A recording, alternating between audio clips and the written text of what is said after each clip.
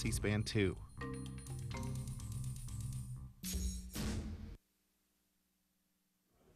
Next, a hearing on the Columbia Space Shuttle.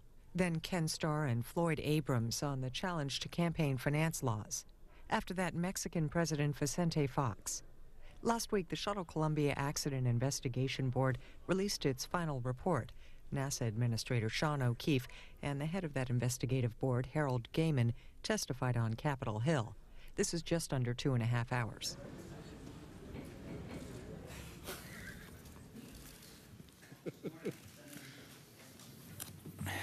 Last week, the Columbia Accident Investigation Board released its report on the causes of the Space Shuttle accident that occurred 7 months ago, and today the committee will begin a thorough examination of its conclusions. The board's final report is one of the most comprehensive ever produced concerning the management and operations at NASA. It must serve as a wake-up call to NASA and to the nation that we have for too long put off hard choices and forced the space program to limp along without adequate guidance or funding. As stated in the report, quote, unless the technical, organizational, and cultural recommendations made in this report are implemented, little will have been accomplished to lessen the chance that another accident will follow, unquote. That's a very chilling and powerful statement, and I hope all members of Congress will pay close attention to that statement, if nothing else, in this report. The report reminds us that we are still in the developmental stage of space transportation and that space is an unforgiving environment which challenges our technical expertise. It also raises a number of important issues that will have to be considered as we plan for the future of the space program. Most importantly, we will have to figure out where we want the space program to go and what we expect to get out of it. Then we will have to ensure that adequate and unearmarked funds are provided for these missions. It is imperative that we eliminate wasteful spending and make efficient use of those resources we commit to space exploration.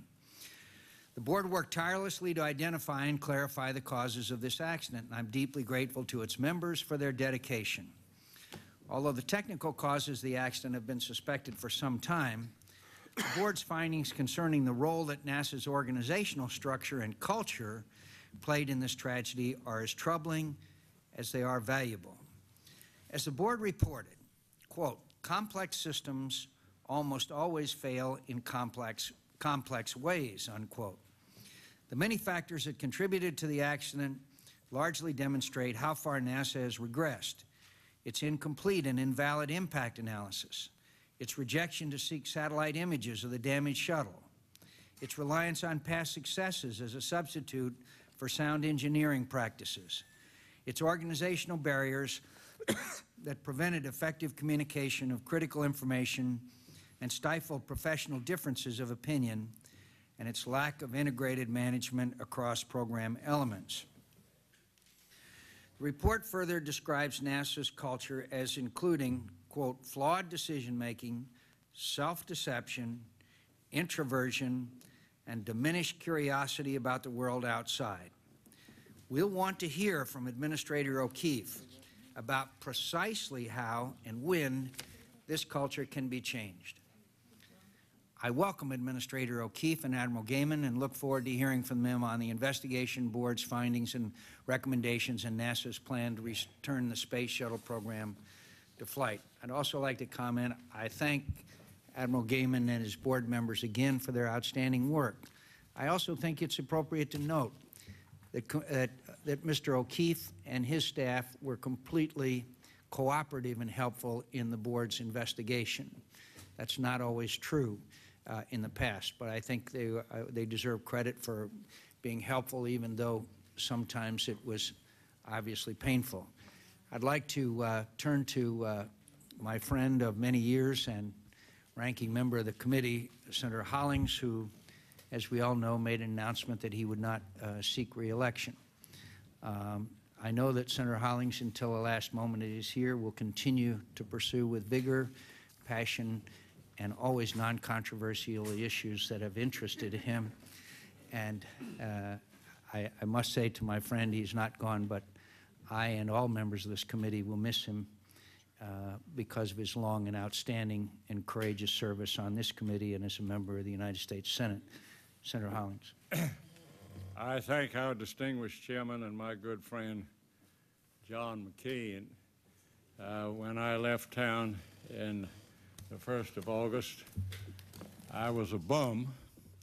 I'd been serving almost, well, over 50 years in some public office.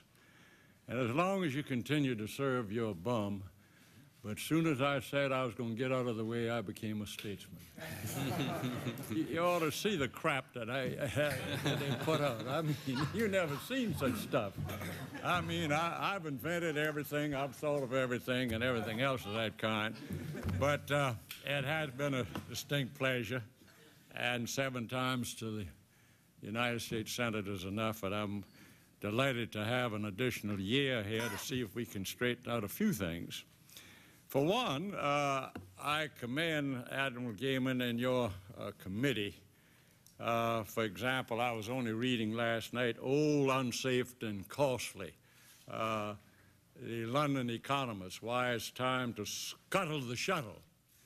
And that's exactly what you recommend, that the shuttle be scuttled. However, I'm sort of intrigued with the finding of a culture.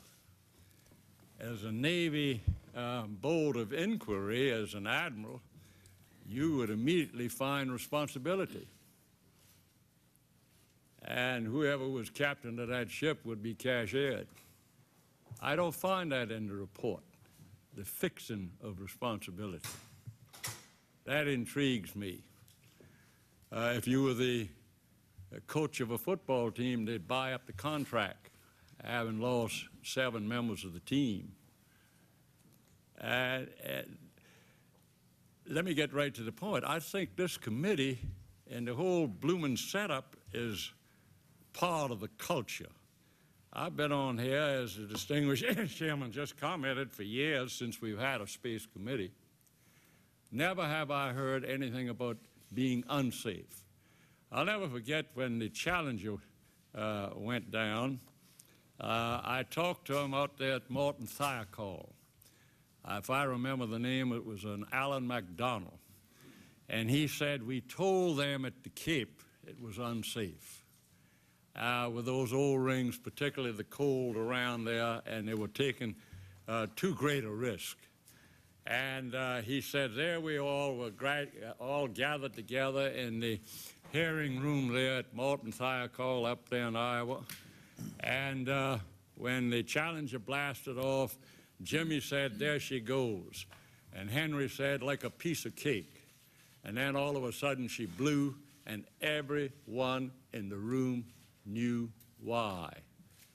I said, Mr. MacDonald, will you come and tell the committee that? He said, I'd be glad to. They headed him off, and he never testified. Now, we thought after the Rogers Committee had gotten into it, the commission, that they'd cleaned it up.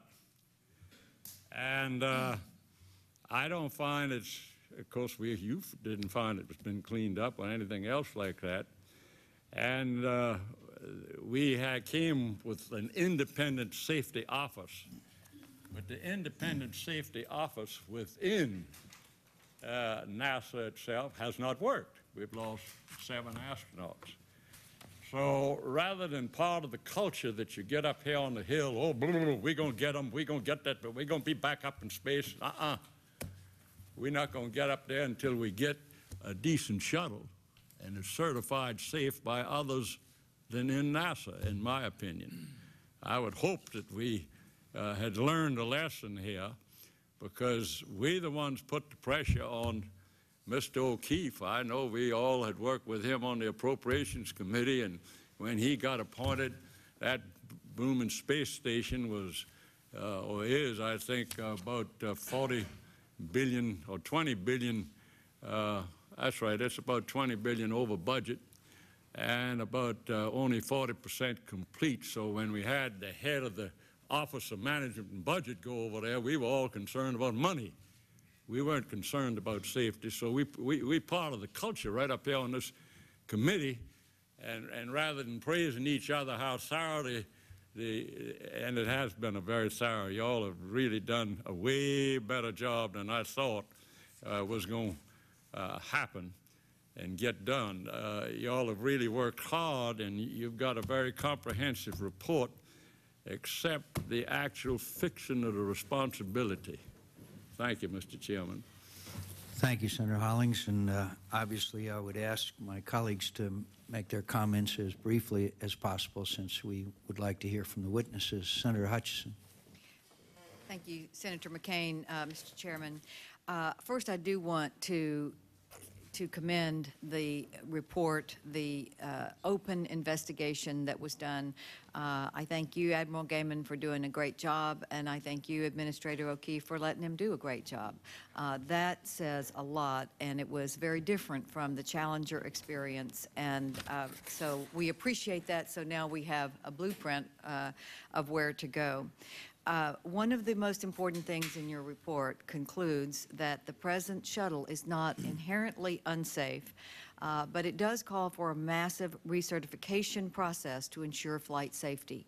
I will look to Administrator O'Keefe for his commitment to the project of recertifying shuttles before they go back in the air. The report is a devastating attack on NASA's procedure and lines of communication.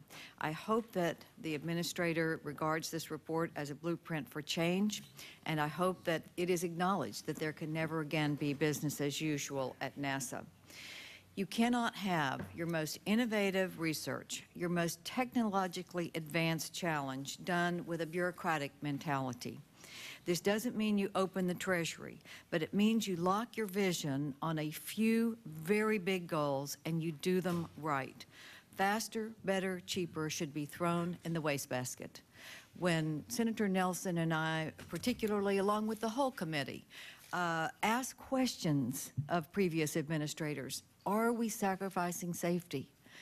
We always got the answer, absolutely not. Safety is the first priority.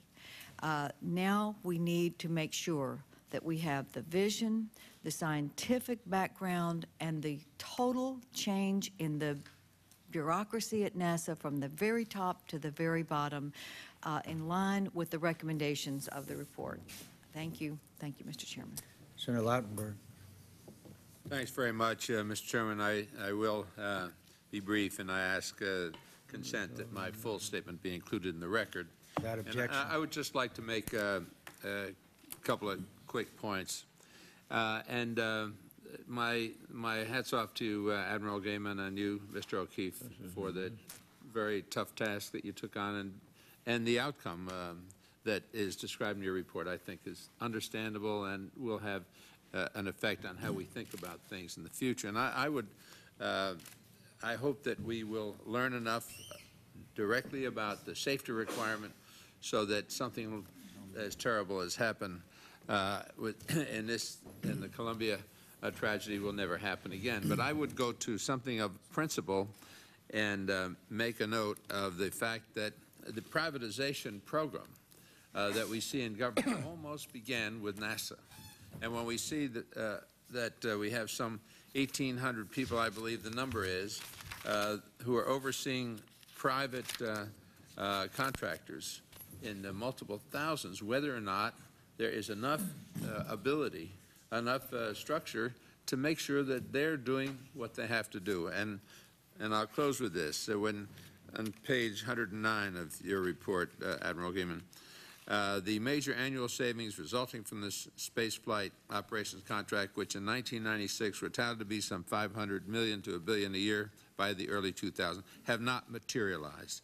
And I just highlight that because throughout that paragraph, it talks to the lack of success in achieving the cost efficiencies.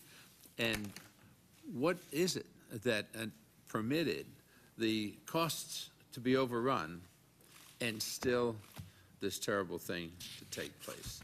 And I hope, Mr. Chairman, that we'll find out about the relationship of the private side of this, of the force, and what impact it had. And I thank you very much and congratulate you again for the excellent work you've done. Senator Sununu. Thank you, Mr. Chairman. I simply want to thank Admiral Gehman and Administrator O'Keefe for their work, and reiterate Chairman McCain's emphasis on the level of cooperation that was provided, the service of the members of the board. I can't imagine an emotionally or physically more difficult task than the one that we gave to you, and we owe a great deal of thanks, of course, to the board members, but also to the staff at NASA and the staff on the board that performed a lot of the more difficult tasks and probably spent at least as much time as the board members themselves. So we're very grateful for your service and very appreciative of the work product. Senator Wyden. Thank you, Mr. Chairman. I think you, Mr. Chairman, and Senator Hollings have both put your hands on the central question, and that's looking again at NASA's mission. And my view is that you cannot resolve the issue about NASA's basic mission without looking carefully and in a fresh way at the direction of the manned space program. And towards that end, Mr. Chairman and colleagues, I'd like to make a modest proposal this morning. I believe that within 90 days, or at most 6 months, NASA should prepare and furnish this committee a cost-benefit analysis on the manned space program. What I would like to learn, and what I think would be helpful to all of us in the Senate, is to learn more precisely what can be accomplished with manned spaceflight and at what price and what cannot. Once this information would be made available to the committee, then we're in a position, I think, for the first time in a long time, to look carefully at how manned spaceflight fits in to NASA's future and what can be accomplished with unmanned spaceflight that would also achieve the scientific discoveries that have been envisaged for the agency for some time. There are other issues that I'm going to want to explore, but I intend to ask the Administrator about whether he would prepare a cost-benefit analysis quickly for the Senate on the manned space flight program. There'll be other areas that I want to explore, particularly how this time we would ensure compliance with the Admiral's fine recommendations. I think if you look historically at this issue after the last tragedy, many of the same recommendations were made that Admiral Gehman is making now, and clearly many of them were not followed up on. I know that the Administrator, Sean O'Keefe, feels strongly about this as well, and I intend to ask some questions about how it's going to be different this time, and the recommendations will be followed up on. But I thank you, Mr. Chairman and Senator Hollings, for convening this hearing. I think the country wanted us to do this quickly, and you all have done that, and I thank you. Senator Burns. Thank you, Mr. Chairman, and I'll just submit my statement for the record. I'd just like to Without objection. just offer a small comment. I like the chairman, appreciate the work that the director has done and this board has done. It took a great deal of courage to release the report that you did. It needed released. And it took a look at the inside of us, and we're going to have to re-examine just exactly what we found in there. It's me. I think we now have to redirect our focus now on the vision and the R&D and that goes along with NASA. We know that going into space will always be risky at best. And so that work must go on. I think we will now look at different areas of a more moderate way to enter space and to move cargo. I think we'll take another look now at reusables and unmanned. I think in our probes, our unmanned probes into the further out in space will be a very important part of this nation. And so we have a lot of work ahead of us. But again, I want to congratulate you and Senator Hollings. It may just seem like a year to you, but we'll miss you. Thank you, Mr. Chairman. Senator Nelson. Mr. Chairman, I want to thank you for calling this hearing today. Thank you for your leadership in the oversight role that is by this committee as we proceed. And thank to both of you gentlemen for the extraordinary leadership that you have offered. Admiral Gehman, I particularly want to commend you, who I've worked with over the course of the past several months, having read a lot of your interviews, having talked to your very professional staff, talked to the members of your board. I think you have done an excellent work product. I expected what you came out and talked about, the decision-making being influenced by the culture, and we need very much to attend to that. What I did not expect, but was pleasantly surprised in your report, that you addressed head-on the question of the funding and how over time I can draw my own conclusions, as I have railed in this committee on several occasions, that you can't do space flight on the cheap, that there are just too many things in a risky business that have got to be attended to, and particularly when safety is overlooked because money is siphoned off of the space shuttle program to put it onto something else, which has occurred over the past decade. And so thank you for bringing up that aspect. And Mr. Chairman, I will close by saying, again, thank you for the oversight hearings. And I think this is going to be extremely important, that in our oversight capacity, that although we can't lead the space program, that has to go all the way to the top, to the White House. We can certainly let, as Senator Hutchinson has already said, our expressions of concern be known of what is adequately funding the program so that safety is not sacrificed like it has been.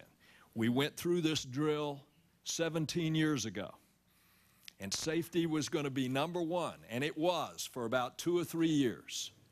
And then the hard reality set in of siphoning the money off, of relegating the safety considerations because of the day-to-day financial decisions. They were being relegated to the back seat. So thank you, Mr. Chairman. Thank you. Senator Brownback. Thank you, Mr. Chairman. On February 1, this country certainly suffered, and the world suffered, a terrible and tragic loss on the shuttle Columbia and her crew. The 7 astronauts that were explorers, and they wished to serve their countries, and they did just that. Well, certainly saddened by the events that took place on that fateful day. However, we're true to this country's resolve. We've been determined to find and correct the cause and to move forward.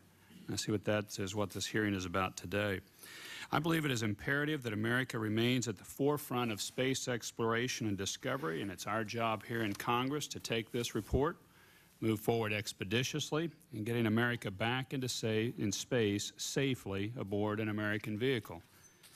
I'm committed to authoring and working on reauthorizing a bill for NASA during this Congress and use this report to provide some of the guidelines for that bill. Also pleased to see that the board recognizes the importance of a vision for America's future in manned space exploration. And I believe it's time for us to step back and to really review that and to establish that vision. And I'm hopeful we can see created a presidential commission on the future of space exploration to establish a common vision for space exploration by America. I've held several subcommittee hearings over the last few months with not only NASA, but other federal officials, but also with the private sector, companies and entrepreneurs in an effort to ascertain what America's vision for future space exploration should be. In all these hearings, one thing has stood clear: Americans continue to support human space flight and exploration.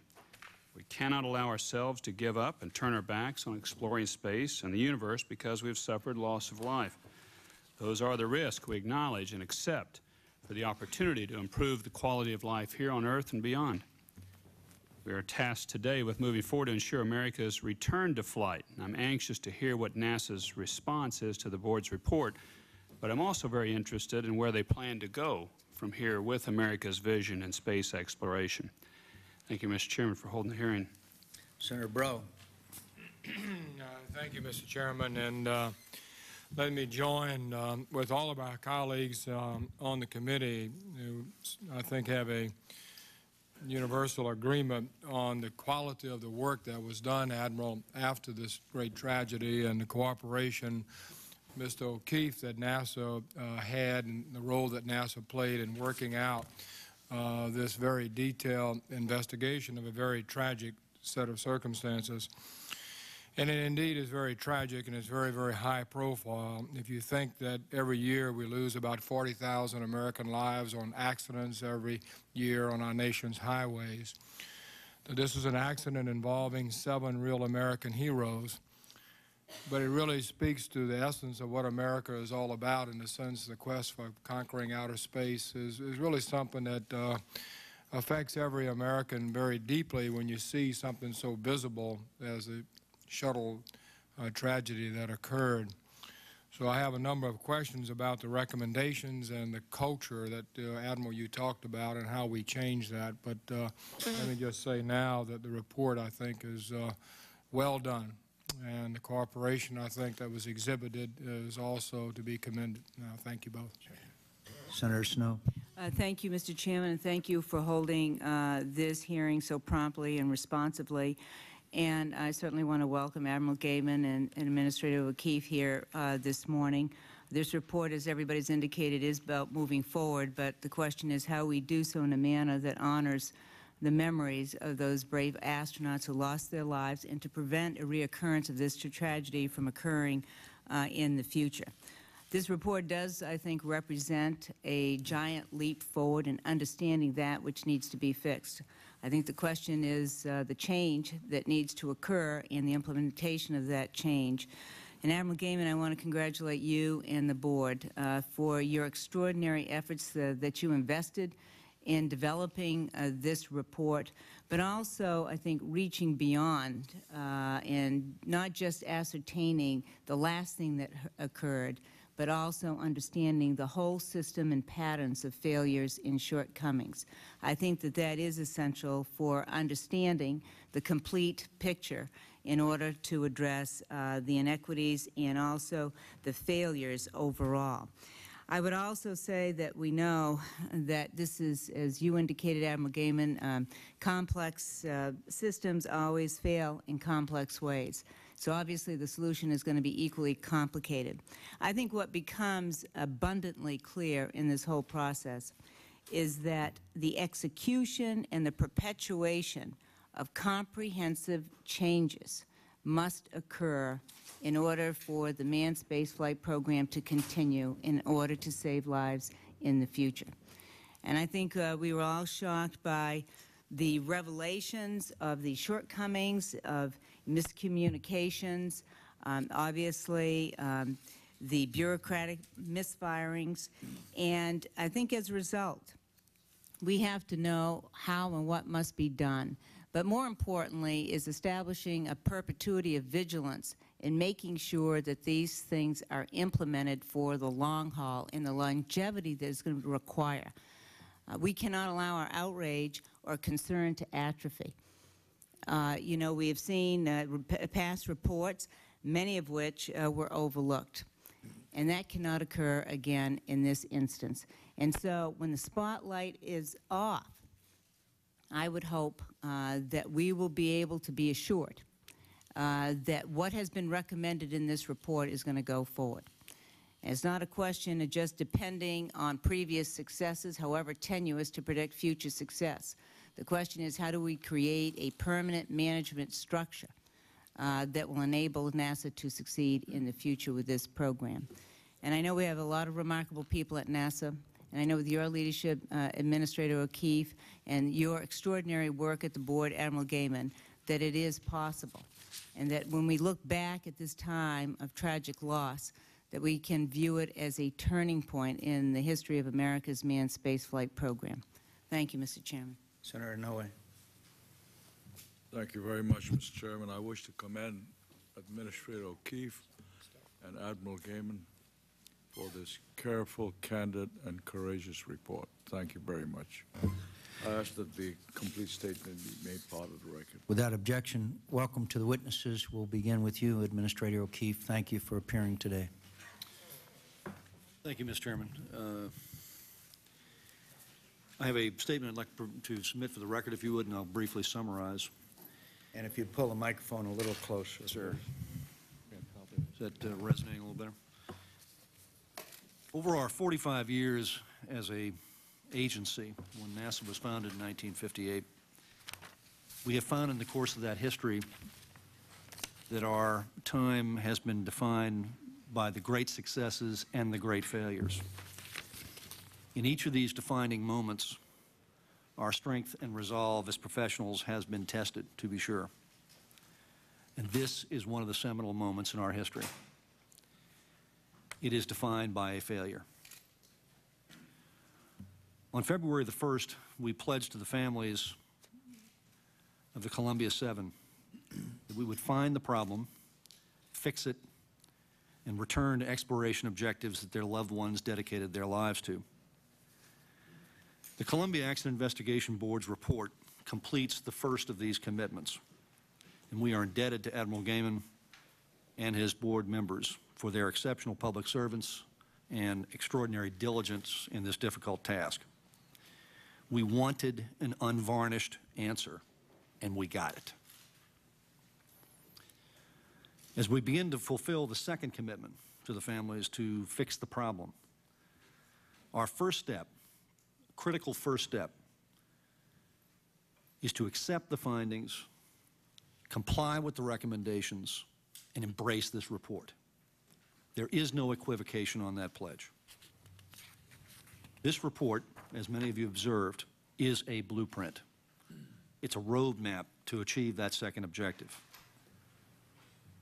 And in the course of the proceedings of this investigation, the board has given us an extraordinary head start by their candor, their openness, and the release of findings and recommendations during the course of the investigation. This has all been conducted in a very open setting. And they have telegraphed all along the way in the course of their public hearings, commentary, exactly what their findings were as they found them and moved forward. And we've been listening. So we've gotten a start, thanks to their good work and the manner in which they conducted it, in developing an implementation plan. And the implementation plan will be released here later this week with the intent to be updated all the time on the findings and recommendations, and you'll see that in this initial effort at it, and divided into two primary categories: the 29 recommendations of the Columbia Accident Investigation Board, and then a second approach, which is raising the bar to a standard higher than that. And we will include in that category everything and anything that's going to improve this process, as well as the capabilities and the hardware itself. As we work through these recommendations, we have to choose options to implement them very wisely in order to be fully compliant with those recommendations. And we've got to continually improve and upgrade the plan itself to incorporate every aspect we find along the way in our implementation effort, and any other observation from wherever it may come that needs to be addressed as we work our way through that in our commitment to fix the problem. The report covers hardware failures and human failures, and how our culture needs to change to mitigate against succumbing to failures of both kinds. We must go forward and resolve to follow this blueprint and do it in a way that is our very best effort to make this a stronger organization. There is no question about that. It will require all of us in the agency, not just the human spaceflight effort, not any one center, not any one program, all of us at NASA to recognize this is an institutional set of findings that has application to everything we do. And that's a profound set of recommendations. We wanted that unvarnished assessment, and we got it. It's a very different NASA today than it was on February the 1st. Our lives are forever changed by this tragic event, but not nearly to the extent that the lives of the Columbia families have been changed for the rest of their time. In taking inspiration from their approach, we must be as resolute and courageous in our efforts as they have been in working through this tragedy, and committing ourselves to accepting these findings, complying with these recommendations, and embracing this report. We know that how we respond in the days, weeks, and months ahead will matter as much as what we decide to do, and whether it be a lasting change that will withstand the years from now, I think has been observed by so many here as well. We must also resolve that definition and be definitive in our acceptance of our failures and in following through on our commitment to the families to fix the problem and return to the exploration objectives their loved ones dedicated their lives to. And in that effort, we know we've got a lot of work ahead of us, and we've accepted that. Thank you, Mr. Chairman. Thank you very much, Admiral Gehman, and I want to extend not only our appreciation to you, but all members of your commission for the outstanding work they did. Welcome. Thank you, Mr. Chairman. Good morning, Mr. Chairman. I'll just say a very few comments and ask that my opening statement be entered for the record. Without objection. I thank the committee for their compliments to the board this morning, and on behalf of the board, I accept your compliments. And I also know that the members of this committee share the feelings of the board that the price this nation paid on the 1st of February was so dear that it demands now that we do our parts to do everything possible to ensure that an accident like this never happens again. I would like to return the compliment to the Congress. As the Congress is aware, we were not a presidential appointed commission, but due to your oversight, guidance, and cooperation with this board, the issue of our pedigree was removed from the table early on, and all the comments around the town this week are about the merits of the report and not the process by how the report was written. And the Congress shares in the credit for turning that situation into a very positive situation, and I thank every member of this committee for assisting us. I also would like to join in thanking my 12 colleagues who essentially gave up 7 months of their life to do this report, and the over 100 full-time investigators and the thousands of NASA engineers and scientists who helped us with this project. When I appeared before you on the 14th of May of this year, I made a commitment that our report would put this accident into context. There are many contexts, of course. There's the context of history, of budgets, of management, the context of what previous reviews of NASA have told us, and the context of our nation's vision about human space travel. I believe that our report satisfies that requirement and has put this accident into all these contexts. First of all, of course, we did establish the physical cause of this accident. The foam did it. And by the way, for those of you who have never actually seen one of these objects, I brought it along. This object sitting on the floor over beside me here, this is the famous left bipod ramp made out of the actual foam, and the little black line is approximately where the fracture occurred that caused this accident. So if you've never seen one, this is what one looks like. Thank you, Tom. The board was very deliberate in coming to the conclusion that the foam did it. And the time that it took us to come to that conclusion allowed us to look rather introspectively and intrusively into management at NASA.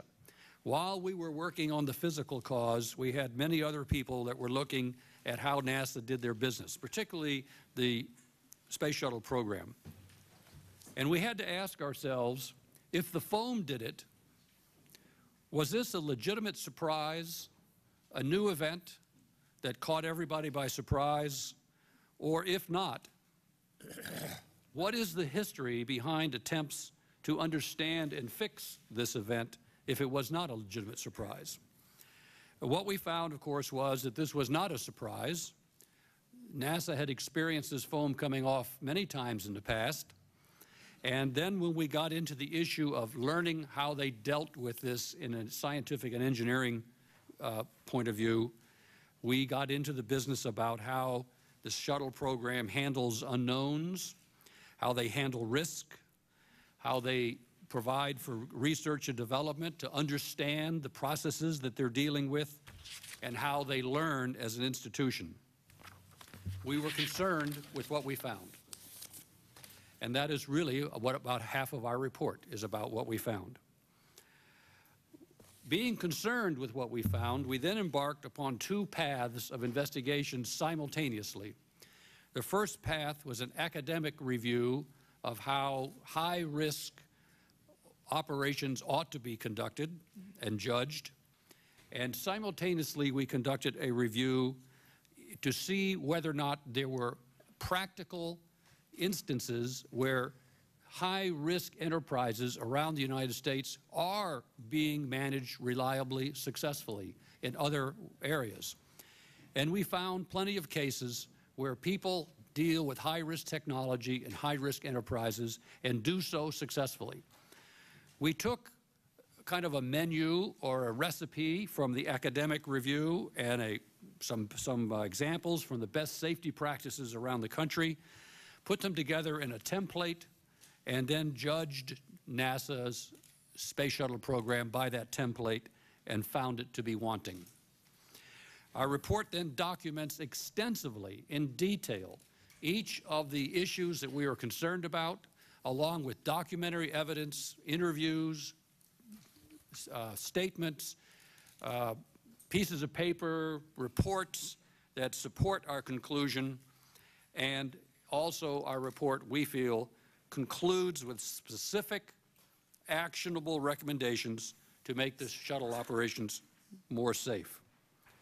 I'll conclude, Mr. Chairman, by adding one comment, because it was brought up by the members several times, and that is the issue of accountability. The board does not feel that that people should not be held accountable for their actions.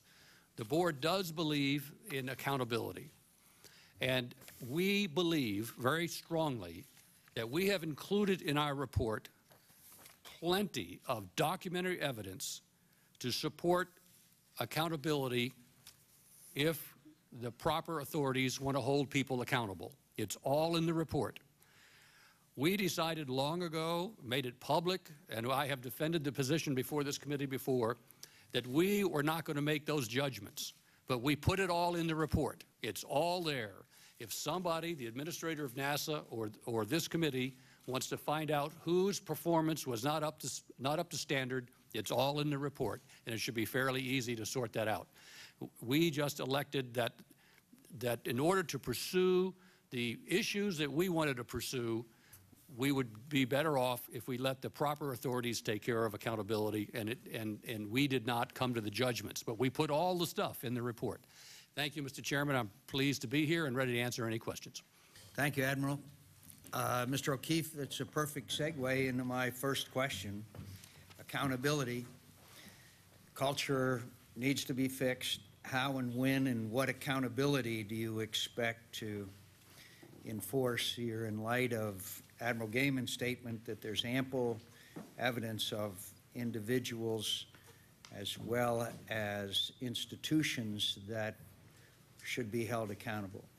Yes, sir. No, I think, as I mentioned in the opening statement, the manner in which the board conducted its activities was so open, so clear in terms of their approach to it, and again, the approach we used of releasing all the information that supported that investigative activity has led to this result, and it's pretty clear in terms of what's involved here, and we've been acting on that as we've moved through.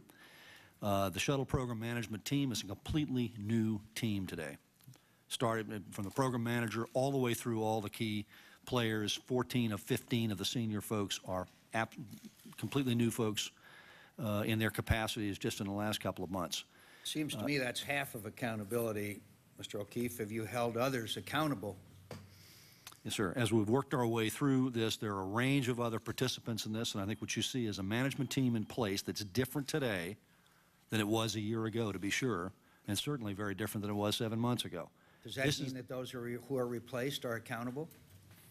The folks who are in positions today will lead in the future and be accountable for this activity. Those who are not there, I think you can draw the conclusion from that.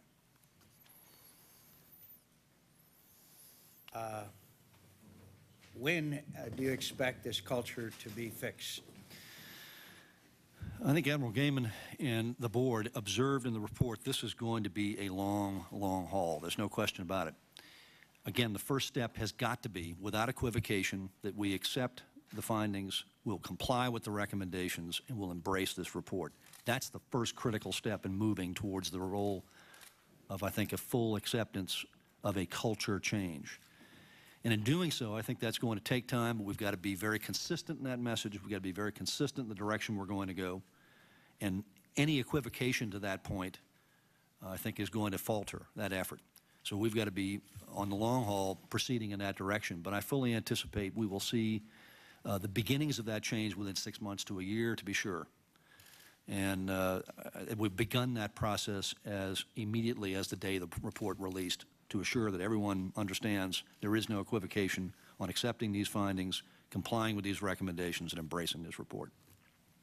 Admiral Gehman, would you describe how congressional earmarks and NASA's transfer of funding from the shuttle program to other programs and the declining NASA budget affected the space shuttle operations and safety? I certainly will. And we included in our report the plain facts of the matter, just so that anybody who wants to do the research can come to the conclusion that over a period of about a decade, the purchasing power of the shuttle program has been reduced by over 40%.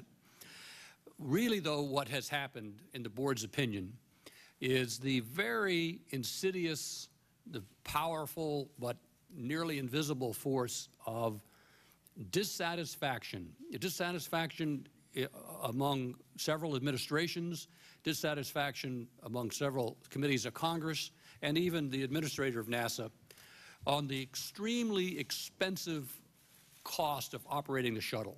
It costs much more to operate the shuttle than everybody will ever admit. And over the years, what has happened is that, for one reason or another, people have tried to wring money out of the shuttle program in order to pay for other projects. NASA has essentially been operating under a flat budget, a flat top line. In order to do other things, there has been a steady, consistent attempt to wring money out of the shuttle program, some of it legitimately by efficiency and effectiveness. But nevertheless, since the shuttle program is so expensive, there have been efforts to squeeze money out of the shuttle program. It is the board's opinion that the effect of this is that for a number of years after the Challenger accident, the management scheme of the shuttle program has been changed to a very vertical scheme in which the program manager, over a period of years, has now become responsible for schedules, manifests, costs, budgets, personnel assignments, technical specifications and requirements, the waivers to technical specifications and requirements, and safety. And because people were naturally trying to get money out of this very expensive program, the program manager began to make trades in that trade space. And he began to trade things like research and development into why foam comes off for measures to make the schedule. And he began to make trades like that, and the board was very concerned that that was too much power in one person's hands. If it is your goal to know who to blame if something goes wrong, having a scheme in which all of that responsibility is placed in the program manager's hands is a really good scheme if you want to know who to blame. But if you want to operate safely, our study of both the theory and the academics and the best business practices indicates you need to separate the engineering and the safety from the guy who's responsible for the cost and schedule, because inevitably they're going to fight with each other, and you're going to get a conflict, and a person who is being hammered over cost and schedule is going to trade safety and engineering in order to achieve cost and schedule. And congressional earmarks? Congressional earmarks do a couple of things. One thing they do is they they give an overinflated number of the total value of NASA's budget, because there might be $400 or $500 million worth of earmarks, but that's not really NASA's money to spend because they can't move it around. The administrator loses his flexibility. He can't buy more safety and all that kind of stuff. Probably most of the earmarks that we looked at are actually ads, most of them, but not all were ads. But even if they were ads, it makes the NASA budget look bigger than it is, and it reduces the administrator's flexibility for moving money around. Senator Hollings. Admiral Gehman, Mr. O'Keefe appointed you. Did you find him accountable? I did find him accountable, and I did find him to be cooperative, and I found him to take full responsibility for everything that happened on his watch. And by that answer, what you find him responsible for this disaster, let's call it? I find that leadership, all leaders, including Mr. O'Keefe, including the Congress, including the White House, are responsible for the conditions that they set for, and that set for the conditions of the performance of their organization. Almost everything that we complain about, every management trait, every communications problem, every engineering problem that we complain about in this report was set in motion between 5 and 15 years ago. So that didn't happen on his watch. It didn't happen on his watch? That's correct. Almost all of these traits that we're talking about are traits that happened from 2 to 5 years after the Challenger accident. That is, right after the Challenger accident, as Senator Nelson had indicated, all the energy and zeal and vigilance associated with the tragedy causes everybody to do their job really well. Let me give you a case in point. The management of the human spaceflight program, which used to be in Washington, D.C., in the mid-90s was shifted back down to Houston again. And Mr. O'Keefe brought it back up to Washington as Rogers had recommended. That's an example of how we kind of migrated away from the Rogers recommendation. Admiral, I understand, but you've taken over a ship as a Navy Admiral time and again, perhaps at a different rank, and you didn't put off what happened 15 years ago to the ship and 10 years ago to the ship. I'm not trying to embarrass anybody. We're all friends, but I'm trying to break past this culture finding and fix responsibility. And you have categorically said you didn't attempt to do that, fix responsibility. You got enough facts where it would indicate they didn't hold them up to standard. Now, Mr. O'Keefe has made a very categorical and convincing statement about we've got the message and everything else that Mr. O'Keefe, right after this occurred, Chairman McCain and myself were informed immediately that they had tried their best to take images, take pictures of the damage done of the shuttle in flight. And I think it was 2, perhaps 3 times, that is the Defense Department, was ready to do it, but it was a formality about requesting it. And the request was made and then was canceled. In fact, I understand that Linda Ham, the chairman of the management team, was responsible. She consulted with Ralph Rohl, the manager of the Space Shuttle Vehicle Engineering Office, and that the imagery request having been made to the Defense Department was canceled by none other than Linda Ham, who's now been just reassigned over to Houston in another office. And of all things, where you say, I get it, we're going to do it categorically, we're going to take every issue, we're going to do everything. We've put Mr. Rohl as number 2 at the safety office. That doesn't indicate to me that you got it. Well, sir, again, the approach we've taken here is to completely designate for the management effort the folks who are prepared to lead in the time ahead. And in dealing with the range of folks who participated in this activity, and clearly the report lays it out, as does Admiral Gehman's commentary, I think the approach we've got to take is put the best judgment to picking the leadership team for the Program Management Office, as well as all the efforts we're engaged in here in Washington and across the centers towards this activity, and picking the best people to do that. That's who's in place today. This is the best leadership there. And that's the approach we've taken to this, and that certainly is a measure of accountability. On that point, there is no question, and I appreciate Admiral Gehman's observation on this point. I am personally accountable for this. I view this as my personal responsibility. I serve at the pleasure of the President, at which point he decides that is no longer to his pleasure. I'm certainly ready to adhere to that. And my obligation between now and the time he may reach that decision is do my level best to assure that we accept these findings, comply with these recommendations, and embrace this report. And we intend to do just that.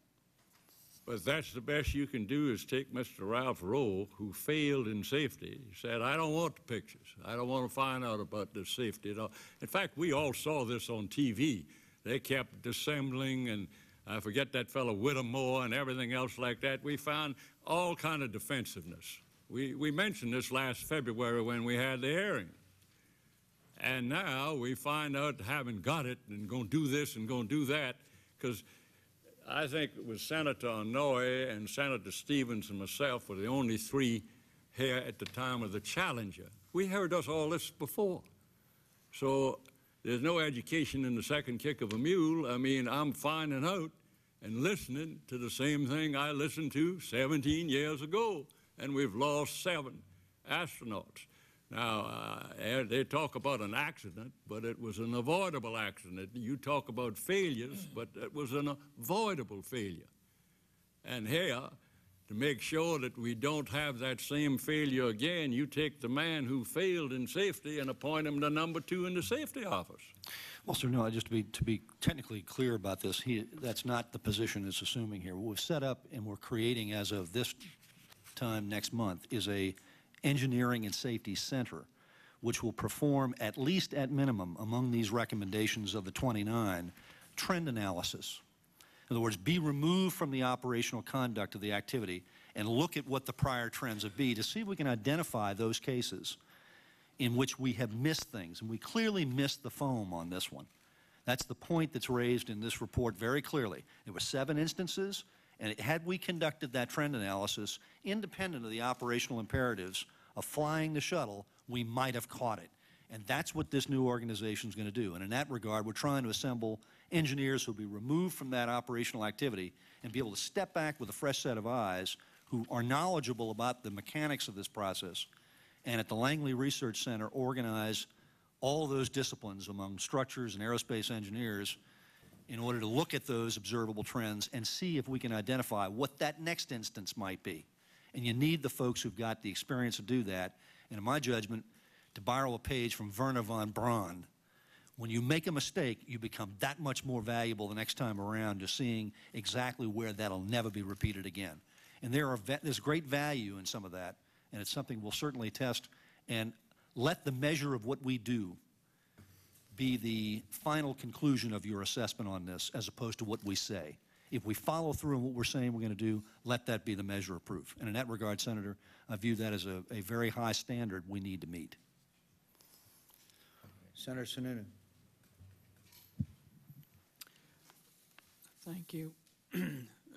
Administrator O'Keefe, could you talk a little bit about the return to flight team, the makeup of the team, the timeline that they're going to operate under, and what you think their biggest challenges will be in getting the job done before we can even entertain the idea of the shuttle returning to space? Yes, sir. No, thank you very much for the question. The return to flight team is composed and led by Colonel Jim Halsell, who's a Air Force colonel and an astronaut of 4 different flights previously. He is slated to be the commander of the STS-120 flight, which is 6 flights after the return to flight activity, had been slated before the accident. So he has a very, very strong vested interest in making sure we get this right. He's ably assisted by a very extensive team throughout the 4 space flight centers, Johnson, Marshall, Kennedy, and Stennis, in the effort in order to assure that we have pulled together all 29 of these recommendations, as well as, again, the raise the bar objectives that we've established. And it'll be included in this report, which we're be releasing here later this week, early next, which encompasses and covers all of those recommendations, plus all the observations and every other issue that we have come across to raise the bar, raise the standard that we're anticipating before we return to flight.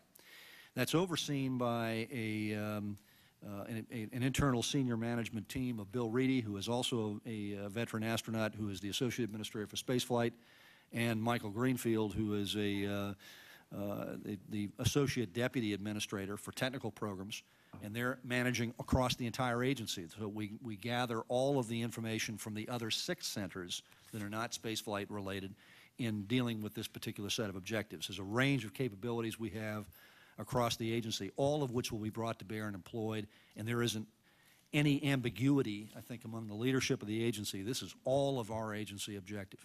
Finally, the oversight of our activities will be reviewed by an external panel led by Tom Stafford, a veteran Apollo and Gemini astronaut, and Dick Covey, who was the pilot on the flight immediately after Challenger in September of 1988, and 25 other experts in the fields of engineering, of management change, of culture change, academics, industry folks, the full range and background of management as well as technical expertise, to assure that we have implemented these recommendations and that we have selected options that are compliant and will make this agency stronger. All those folks are external experts in that regard. They have already met once. They've got the framework of the implementation plan. They'll meet again early next week, and they'll be working through this all the way through that time and beyond our return to flight efforts. So we've got this at 3 different levels in order to assure that we are not singing ourselves to sleep on any individual solution here or picking our favorite option at the expense of what may be a better approach. Will their focus be on the 15 or so return to flight recommendations, or are they going to have a broader task of looking at the all 29 recommendations plus the ones that, in your words, would raise the bar for NASA? Yes, sir. The entire package, everything. And we certainly, taking the board's statements absolutely literally, it says these 15 must be implemented prior to that time. And we take that as being a fact, a finding that we are not going to dispute and will certainly move towards. But nothing is being done on those 15 at the expense of all the others that are engaged in there. Because we may find, and we certainly have dealt with, a number of different aspects during the course of this aiding this investigation that we believe rise to that same kind of standard of the 15 as well, that we will be implementing prior to return to flight. Admiral Gehman, you talk about in the report, I think is pretty clear about identifying a causal relationship between the foam striking the leading edge of the wing and that leading to the accident. And just following this through the press and through the work of the board, it's clear that a lot of technical effort went into assessing the cause of the accident. My question, however, is where are the greatest uncertainties? I mean, we can't know everything about the accident. So where in the mind of the board, collective mind of the board, are the greatest uncertainties with regard to the physical causes of the accident or the physical findings of how the shuttle came down? Well, the board deliberated long and hard, and we had quite a wrestling match over the words that we would use to describe the physical cause. By that I mean we could have used words like all the evidence supports that the foam did it, or the most probable cause is the foam did it. No, we elected not to do that. We elected to say the foam did it. And that is based on overwhelming, confirming evidence, multiple different avenues of investigation, all of which point to the same thing. We do not have a picture of a leading edge system with a hole in it. That would have been nice. That would have been confirmation that the foam did it. So we don't have any such a thing as that. But we are absolutely, positively convinced, beyond a shadow of a doubt, of the physical cause of this accident, and there's no doubt in our mind whatsoever. We were concerned, though, that in order for us to reach that conclusion, we had to do some physical tests and conduct some tests that we thought NASA should have been doing all along. There's no element of the system or the technical work that you did that frustrated the board members, again, absent a picture, but were there any other areas of technical investigation where you had to walk away saying, we don't have all the information we would like about the nature of the failure, damage inside the wing, the way that the shuttle eventually came apart? No uncertainties there? Only one, just one, and that is that it's in our report. There's a nice little chart in there that shows the roll and yaw moments that are reconstructed from the very extensive data recorders which are on board the shuttle. And both of the roll and yaw moments show the shuttle left wing losing lift due to damage, and the roll and the yaw starting in one direction. And then for some reason, the one of them, the roll moment reverses, and we can't explain why that happens. It's probably due to a deformation of the wing of some sort. But of the hundreds of pieces of technical data that we looked at, all of which point to a hole in the left leading edge, that's the only one that we can't absolutely scientifically explain. Mr. Chairman, can I add just one point very quickly? The approach that the board took that I found to be very impressive was they never fell in love with one scenario. They, by process of elimination, worked their way through a fault tree analysis that included every possible permutation and then closed those avenues to reach the conclusions they did. So we're as informed by the things that they examined that have nothing to do with this accident in their judgment as we are about the things that they claim do have a specific contribution. Because there are a number of things they found that they're equally problematic on some future activity unless we correct it. And so this is a very thorough, extremely extensive investigation that I believe in our 45-year history has never been conducted to this depth, ever. And so it has uncovered a number of things that are extremely helpful in our pursuit of the return to flight, which has then informed that raised the bar set of standards of where we intend to go in our pursuit of return to flight when we're fit to fly. Senator Lautenberg.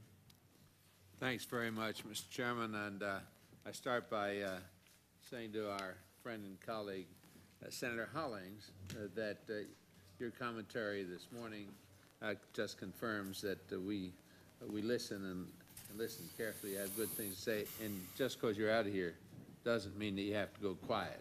Just remember that. And to you, Mr. Chairman, for holding this hearing and the hearings that we've traditionally had here and have been very informative and very open. And Admiral Gehman, I commend you. I haven't had a chance to fully read your report, but it's sprinkled with a candor that we rarely see in reports to government. Because there's always a program to make sure that we don't offend this party or that party. And I think that you went right to it. And how this particular tragic accident happened is critical because of the loss of life and the loss of confidence and all of those things. But more importantly is how did we get there in the first place? And when I look at the executive summary of your report, and you say that the organizational causes of the accident are rooted in the Space Shuttle program's history and culture. That means there are things been going on for a long time. At least you felt so. And so did your colleagues on the report who approved this statement. The fact of the matter is that in some ways it was a tragedy waiting to happen. Because I see in reports, and Mr. Chairman, I want to submit a report that comes from the International Federation of Professional and Technical Engineers.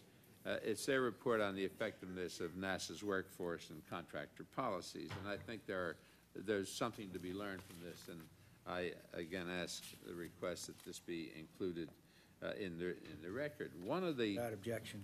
One of the things that they noted in their report was that when a previous administrator, and I can't be delicate here, and it's not in criticism, it's just an information that I look at this. Daniel Golden, NASA's administrator from 1992 to 2001, appointed and directed to cut NASA's budget and bring fiscal discipline of the business world to the nation's premier of science. The agency was then put under a management plan called FBC, Faster, Better, Cheaper. And I wonder if you'd make a comment about the availability of resource. Did the 1,700 NASA employees have the capacity, and I mentioned this as in my comments earlier, to supervise 18,000 contractor workers? Was there any failure, in your view, that lay heavily at the doorstep of the contractors to provide the kinds of service that might have averted this catastrophe? Thank you, Senator. The board found, and we looked at this extraordinarily hard. We interviewed hundreds of people. We walked the shop floors of all the centers all over the country where components are made, and we did not find cases where the contractors were taking shortcuts or were cheating or weren't doing their job well. We didn't find any cases like that. The board did find, however, and it's in our report, that the management level, that is the vertical level, that the program has decided to contract to seemed to us to be a little too high. By that I mean it appeared to us that they were contracting out management functions. They were almost to the point where they were contracting out government functions. And it appeared to us that we didn't find anything wrong. I mean, we didn't find anybody doing anything wrong in that case. But what we found was that when the government had to make a decision, they no longer had the technical expertise because the function that they were supposed to be supervising was being done by a contractor. And if you look at the mission management team decision-making, you see them consulting people that are experts on whether or not this is a problem, and they're all contractors. And there doesn't seem to be a government person who has the technical knowledge anymore because they contracted it all out. Now, so we didn't find any wrongdoing. I understand. But we did find that perhaps it did appear to us that the government had, because so many of the oversight functions were being done by contractors, the expertise goes with the function. And we found that the U.S. government seemed to be shortchanged. So if there isn't blame, and I understand very clearly what you said, then structure certainly was one of the problems, and I assume, therefore, is a continuing or might be a continuing problem. The question is whether or not we're prepared to devote the resources to building this organization's capacity to the point that it needs to go on these relatively dangerous missions. We know they're dangerous, and we try our best to protect everybody involved with the program. But is there enough resource? Senator McCain's question about what earmarks do. Well, it robs the program of its appropriate funds to get this job done. Mr. O'Keefe, what do you think about the resource on this? Again, it is a very subjective matter, and it is one that. That's why we hired you. Yes, sir. Be subjective. I fully understand, and my judgment on it is that we have the resources necessary to continue operations in a way that is responsible. The points that Admiral Gehman has raised, I think, has been echoed in a Congressional Budget Office report that, if you'd permit me, Mr. Chairman, I'll submit for the record as well, released just last month, that compares this effort and the resources and the way it's conducted relative to other major, what they refer to as technologically complex tasks performed similarly at other agencies and departments across the federal government, and find no remarkable distinctions in that regard.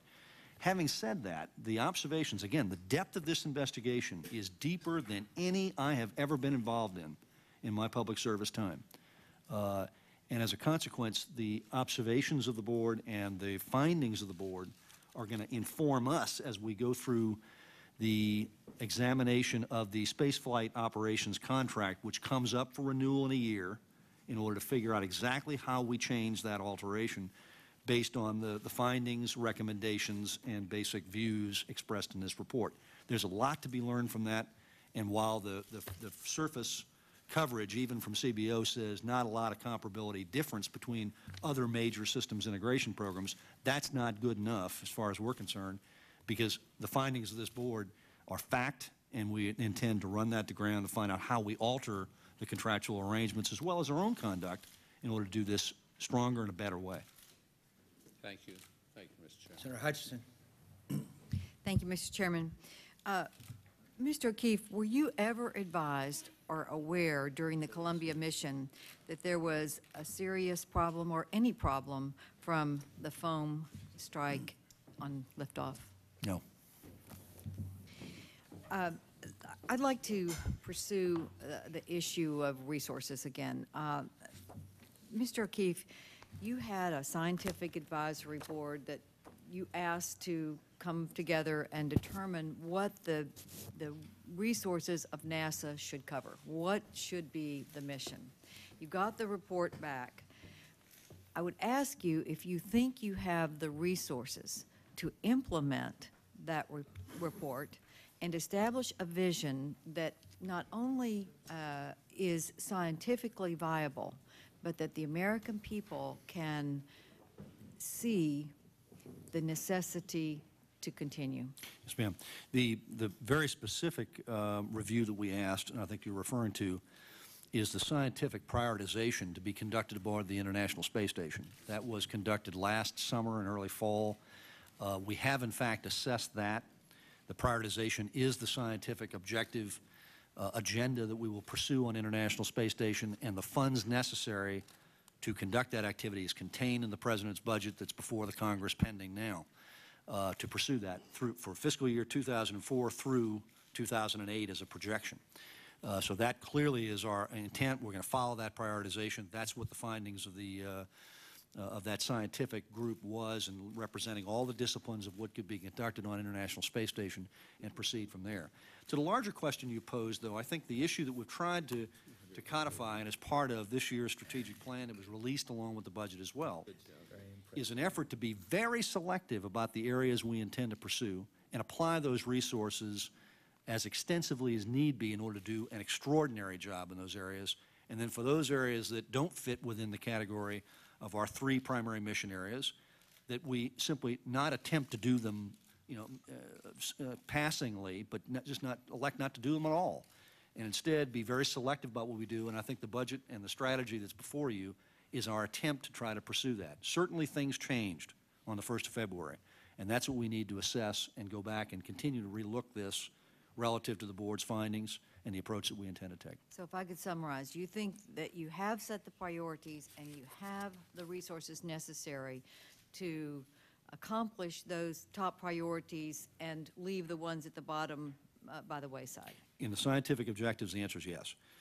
And again, in terms of our performance of those activities, we're going to be guided by other additional views that the board may have found here as we go through this to upgrade, update, and improve this approach towards it. But in terms of the science priorities, I think you're exactly right. That effort a year ago was the first time we'd ever had a prioritization set that began with the number 1 and moved progressively through 2, 3, 4, and 5.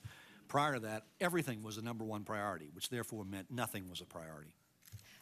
I'd like to ask Admiral Gehman, it's clear from your report that there was insufficient resource and that NASA was stretched too thin to achieve its multiple goals.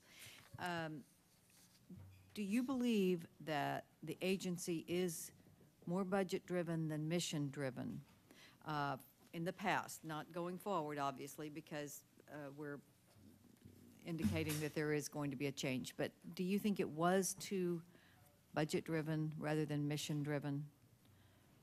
We believe that the budgets had a lot to do with what happened with how the management system morphed over the years. And we believe that budgets are one of the constraints on the program. Yes, ma'am. For example, I was just looking through the report. I was going to try and quote the page to you. Normally, I'm like a Bible preacher. I can quote the page that everything is, and I couldn't find it.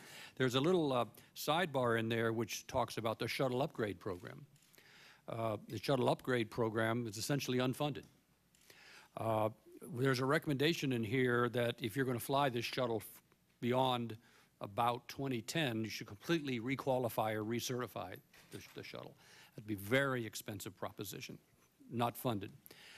We suggest that we need to reestablish the Independent Technical Review Authority, or reestablish the position of engineers as being independent from the program, so engineers can do engineering work independent from the program. And then when you ask for an engineering program, an engineering evaluation or an engineering decision, you're getting an evaluation from people who don't care anything about the schedule, for example, or the need to make a launch. That requires a couple hundred people or a couple thousand people to be funded from someplace, which is currently not funded because now everything is charged against one of the programs. So budgets are a big issue. Yes, ma'am. Let me just ask Administrator O'Keefe in my last couple of seconds.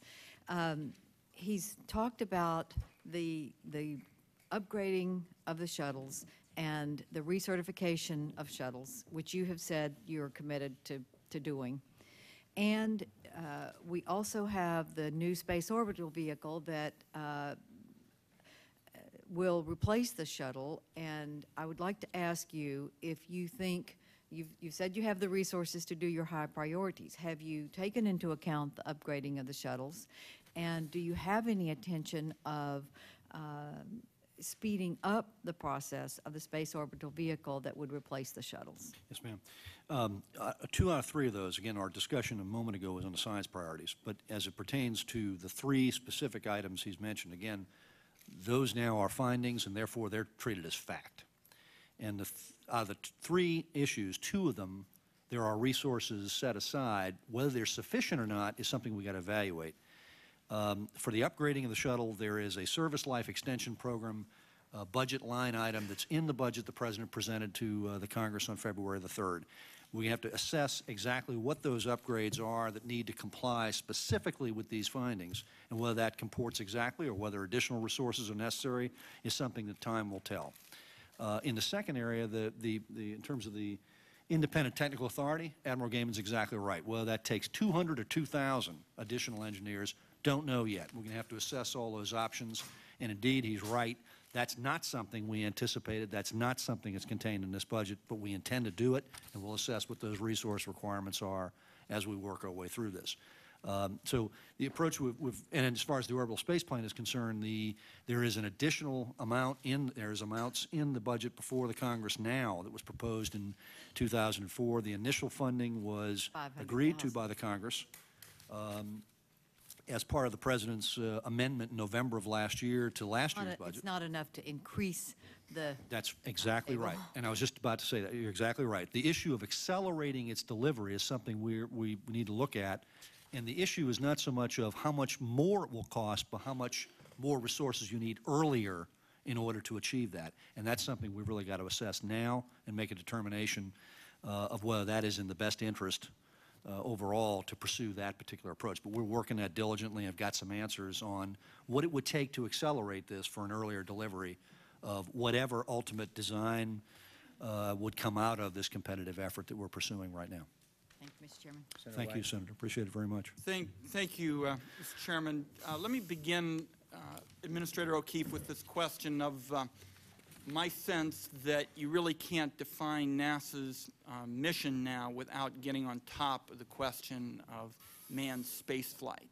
And I think we're about to start a whole array of commissions and studies and the like. And I would like to ask you whether you could furnish us within 90 days or at most 6 months a solid cost-benefit analysis with respect to manned spaceflight, because I think that's what the Congress really needs. And I know that what I get asked all the time, and certainly there are a lot of critics who say, look, they give the bulk of the money to manned programs, but most of the research seems to come from areas that aren't manned.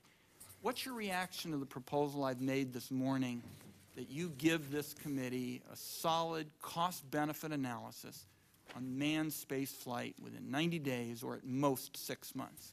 It's a very intriguing idea. I'll give it my best shot. I think that's a very thoughtful way to go about approaching it. I'll do my very best to provide such a document and an analysis that would demonstrate that. That's a step forward, I think, in proving this. Two things I would observe as well, though, that just to get to be clear on the facts, a third of the budget is really dedicated towards spaceflight activities, of which 25% is shuttle, additional amounts are for International Space Station, and then the other two-thirds is towards earth science, space science, all the things that are not specifically related to spaceflight activities. So it already is skewed heavily towards activities by a factor of roughly 2 to 1, the kinds of functions that are performed by robotic and distant means. So that's an approach. The other thing we've got to really assess here, and again, in a pursuit, I think, earnestly to answer the question, the very thoughtful proposal you've put forward on how to conduct such an analysis, we've got to find some way to factor in what is the cognitive skills that human beings bring to the occasion in these cases. There are some things you simply can't do without a human intervention. And we've got to be selective in the cases in which we expose humans to those risks. And that's essentially what I think you're posing, and it's a very interesting way to go about doing it, and I'll give it my best shot, Senator. Mr. Chairman, I would just like to follow up with you and Senator Hollings. I've made the proposal, but obviously I'd very much like to do it within the bipartisan approach you followed in this committee. But to me, that is the bottom line. We have got to get a cost-benefit analysis with respect to what is done in the manned versus unmanned area, and I'll be following that up and look forward to talking to my colleagues about it. Second question, Admiral Gehman, if I might, involves the compliance issue. I think Senator Hollings touched on this. I mean, the whole history here is tragedy and recommendations made, and then somehow they don't get followed. I'd like your recommendations with respect to how it could be different this time and to bring about compliance. I mean, for example, just on a kind of basic level, I mean, we could ask Administrator O'Keefe to come on in here every 90 days and basically say, look, this is what we've done in the last 90 days.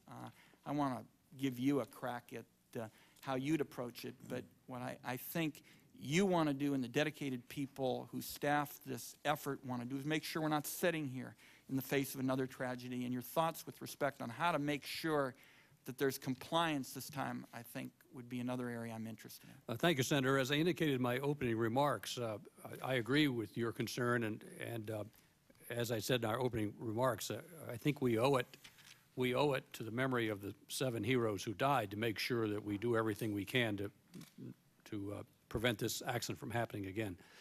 In the history of NASA, which we studied very carefully and documented in our report, indicates that that NASA, like any other big bureaucracy, responds to the forces that are acting on it. And unfortunately, over a period of long period of time, budget, schedule, cost forces became very important to NASA, and they started to affect the program. The question about how to prevent this from happening again is a very intriguing one. The board has spent some time scratching their heads about it. We have a couple of examples that have worked well in the past. In the case of the Challenger accident, you may recall that the Rogers Commission required that NASA redesign the solid rocket booster joints and O-rings. It wasn't just the O-rings, it was the whole joint. And they also recommended that an oversight committee be established to supervise that, a non-NASA oversight committee. And that oversight committee was in existence for almost 3 years. And they disapproved the first couple of NASA redesign efforts. You could appoint some kind of a panel or a committee to advise the Congress as to whether or not these management steps have been taken and whether or not they're really working and all that sort of stuff. There is a precedent for that. There is, and I think the members of this committee are very much aware, there is a congressionally appointed or a congressionally created oversight panel already in existence called the ASAP, Aerospace Safety Advisory Panel, created by Congress. you might want to charge them with some duties and responsibilities, or maybe reformat them, reformulate the membership to get at the issues that you're concerned about.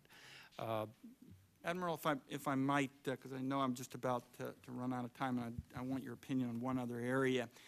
The Technical Engineering Authority that you have talked about strikes me as a way to bring about some of the independence and oversight that's important. I would like to hear your thoughts on sort of the nuts and bolts of how that would work, and also yours, Administrator O'Keefe, whether you accept the recommendation and, in effect, how something like this would work. I mean, the first thing that strikes me is if NASA puts up the money for it, then you say to yourself, how does that facilitate the kind of independence that you're talking about?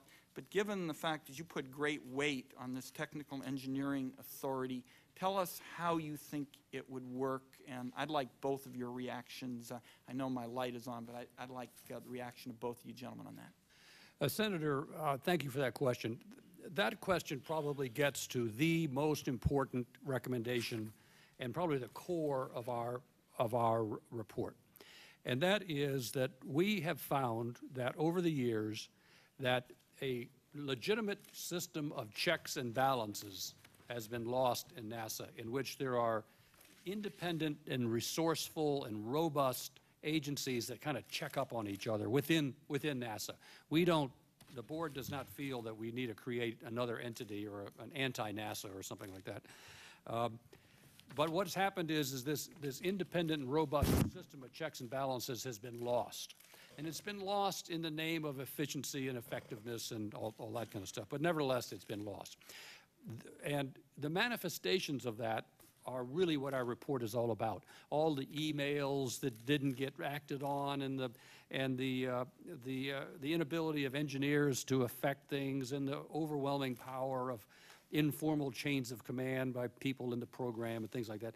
All those things are fixed if you create an engineering world in which engineers can have a robust and honest difference of opinion, and you don't do management by view graphs. You use technical papers instead of view graphs and overheads and all those bad things we talked about.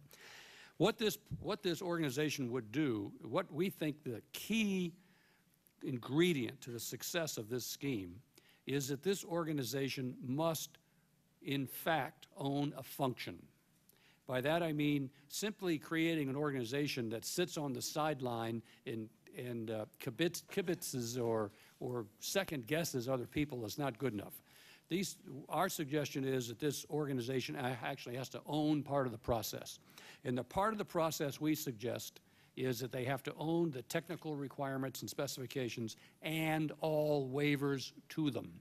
Now, that implies that they have to understand those technical requirements and specifications. They have to understand why they're there. If anybody wants a waiver to them, they have to understand the rationale for the waiver. And if they don't want to grant the waiver, they have to understand why they're not granting it. So that suggests an engineering enterprise of some size. It used to be that way long time ago, and that really gets to the core. That really gets to the core of our recommendation, because many, 60% of all the ills that we list in our report are immediately fixed because of this enterprise that we recommend. It can be within NASA. We don't necessarily suggest that it has to be outside of NASA. Senator I'm sorry. Go ahead. Oh, the request was that I respond as well. The short answer is it's a finding, and therefore it's a fact. It's a recommendation, so therefore we're going to comply with it. No further debate on that issue. And what Admiral Gehman and his colleagues on the board have pointed to is a organizational characteristic that I recognize from my Defense Department experience years ago, particularly the Navy Department experience, which is to have a severability between that institutional force which owns and kind of takes control of specifications and engineering requirements, and those that are faced with the program operational considerations of cost and schedule and all the other factors that go into the day in and day out kinds of work, and make a very clear severability of those functions. Got the message? That's a clear recommendation. We're going to sort through the options of what is the best approach to do it.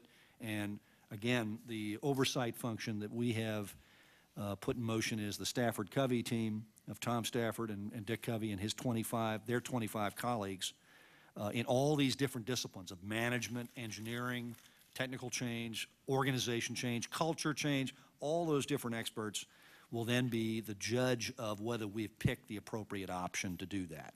And we will not proceed until such time as we're satisfied that we have selected an option that is not only compliant, but really does follow through on the point that's being raised here. Final observation is I concur wholeheartedly in Admiral Gehman's view that there is a statutory board in place right now that Congress enacted 30 years ago after the Apollo fire. The ASAP, the panel that is focused on these safety objectives, I think the charge that I'm hearing here, and as well as the approach that needed taken, is take that statutory oversight function and reinvigorate it. And we'll have to kind of cogitate on what the right ways are to do that, and certainly would appreciate your support and help in that pursuit as well. Senator Brownback. Thank you, Mr. Chairman. Thank you, gentlemen, for being here today.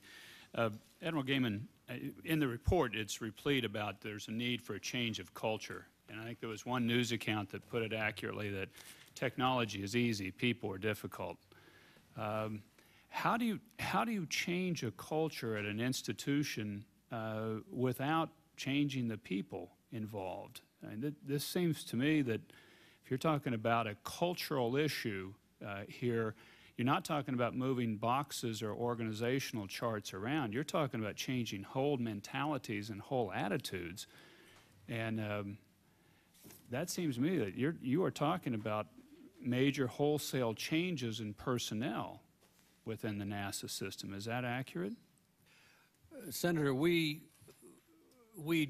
anguished over this issue for a considerable amount of time, and we also did not start our investigation with this position. We kind of came to it. And I think that in order to answer your question directly, I have to make it clear that the board made a clear distinction between management problems and management fixes and culture. We, in our minds, in our framework, we view these two things as two separate things. Management can easily be fixed by wiring diagrams and changing rules and regulations and moving people around and changing functions and all that kind of stuff. But the cultural issues are more difficult to get at, much more difficult at. We had a little saying that you can fix a management problem by reorganizing, but you can't fix a cultural problem by reorganizing. Cultural problems are going to have to be driven. Bad culture. There's good culture too, by the way. There's a culture of safety and a culture of honesty and a culture of openness and all those kinds of things, which needs to be reinforced. But bad cultural traits, which we tried to list specifically in our report, so we weren't just waving our arms and beating our breasts here, need to be driven out of the system by active, proactive leadership. And not just leadership from the administrator. He can't do it alone. It's going to take he can affect probably 2 levels below him, and then the people below him can affect 2 levels below them. But it's going to have to take active leadership on behalf of several layers of management in order to get at this problem. And it can't be done in a few days or a few months, and therefore we did not make it a return to flight thing. Let me, because my time's going to be limited on this. Isn't what you're describing, though, that you're going to have to make major personnel changes to change those attitudes and culture? You can up and down through the organization. My experience has been that you can change the behavior of people. You can't change the attitude of people, but you can change their behaviors. I would suggest to Mr. O'Keefe that after trying as hard as he can and repeating the message over and over again, if there's somebody out there who doesn't get it, he has to be replaced. And quickly. Mr. O'Keefe, looking at the comprehensive list of recommendations there in Chapter 11, it takes me aback a little bit. The return to flight requirements are extensive. How long do you think those would take to get implemented, and at what cost? There are 15 very specific recommendations that must be implemented. You're exactly right, prior to any return to flight activity. And the answer is it will occur when we've determined we are fit to fly. Because not just those 15, but anything else we determine that falls into the category of issues which would otherwise compromise successful mission accomplishment is going to have to be accomplished. That bar has to be that much higher. It can't be just those 15. No time frame then. You can't establish any time frame. I think you've said that in other interviews. What about the cost? Again, we have to assess that because it really turns on which options we select to implement each of those, particularly those 15, and then all the other recommendations as well, and the other things we've included in the raise the bar kind of inputs area. So as we work through with the Stafford Covey team exactly what options we're going to choose, that will then yield a price tag which will give us a better judgment of exactly what that's going to take. Let me build on that if I could, and this is, I think, along the line with what Senator Wyden was saying. As you appraise that, there's going to be a cost associated with that. I hope you also look at it and question whether it would be just a better thing to invest in a different technology if at some point we look at that sooner rather than later, maybe even much sooner, we ground the shuttle and go to a different system. If the cost of implementing this is so high relative to going to a new technology or a new system. And I would hope that as you appraise this, that you look at this is the amount of time it would take us to get the shuttle back to flight. This is how much it would cost. Are we throwing good money after bad? There's a fair feeling that this is an older technology. It's a complex technology that we may just be at a point. It's time to say, scuttle the shuttle, and we move on to the next technology. And I hope you will be making that appraisal rather than just saying, well, we're on this line and we're going to go that track. Yes, sir. As you review the implementation plan, which again will be released late this week, early next, that's going to continue to inform the debate of what the scope and magnitude of return to flight is going to require. I'm certain we're going to have a spirited debate in terms of what exactly that will entail, what it will cost, what the trade-offs are. And again, we intend to be under multiple levels of oversight review in that process. Well, and I can assure you Congress is going to be looking at that question. Sure. How much time, what's its cost? Is it just time to go to a new technology? Which I have to tell you, my leaning is just clearly that that's the way we should be going at this time. There's two major disasters. It's a complex system. It's an older design. This is 30-year-old design that we're into now. I just can't help but to think that we would do much better. And it may also be a cultural issue. When you go at a new technology, we can bring a new team in to design where we're going to next. And that new team will have a different cultural, or you're going to be able to shape the attitude of that culture. I think cultures are critically important. I think it is to the country, and I think it is to institutions. I know it is in my office. And this may be the answer to both the cultural and the technology. Well, Senator, you've asked me to keep an open mind. I just ask that you do the same. As we work our way through this implementation plan, my plea would be let's all keep an open mind in terms of where the options need to go. That's fair enough. Very much. I hope you also will think about creating this Presidential Commission on the Future of Space Exploration. The Congress can do that, but that's really an executive branch function. And the report noted that we lack a comprehensive and engaging vision.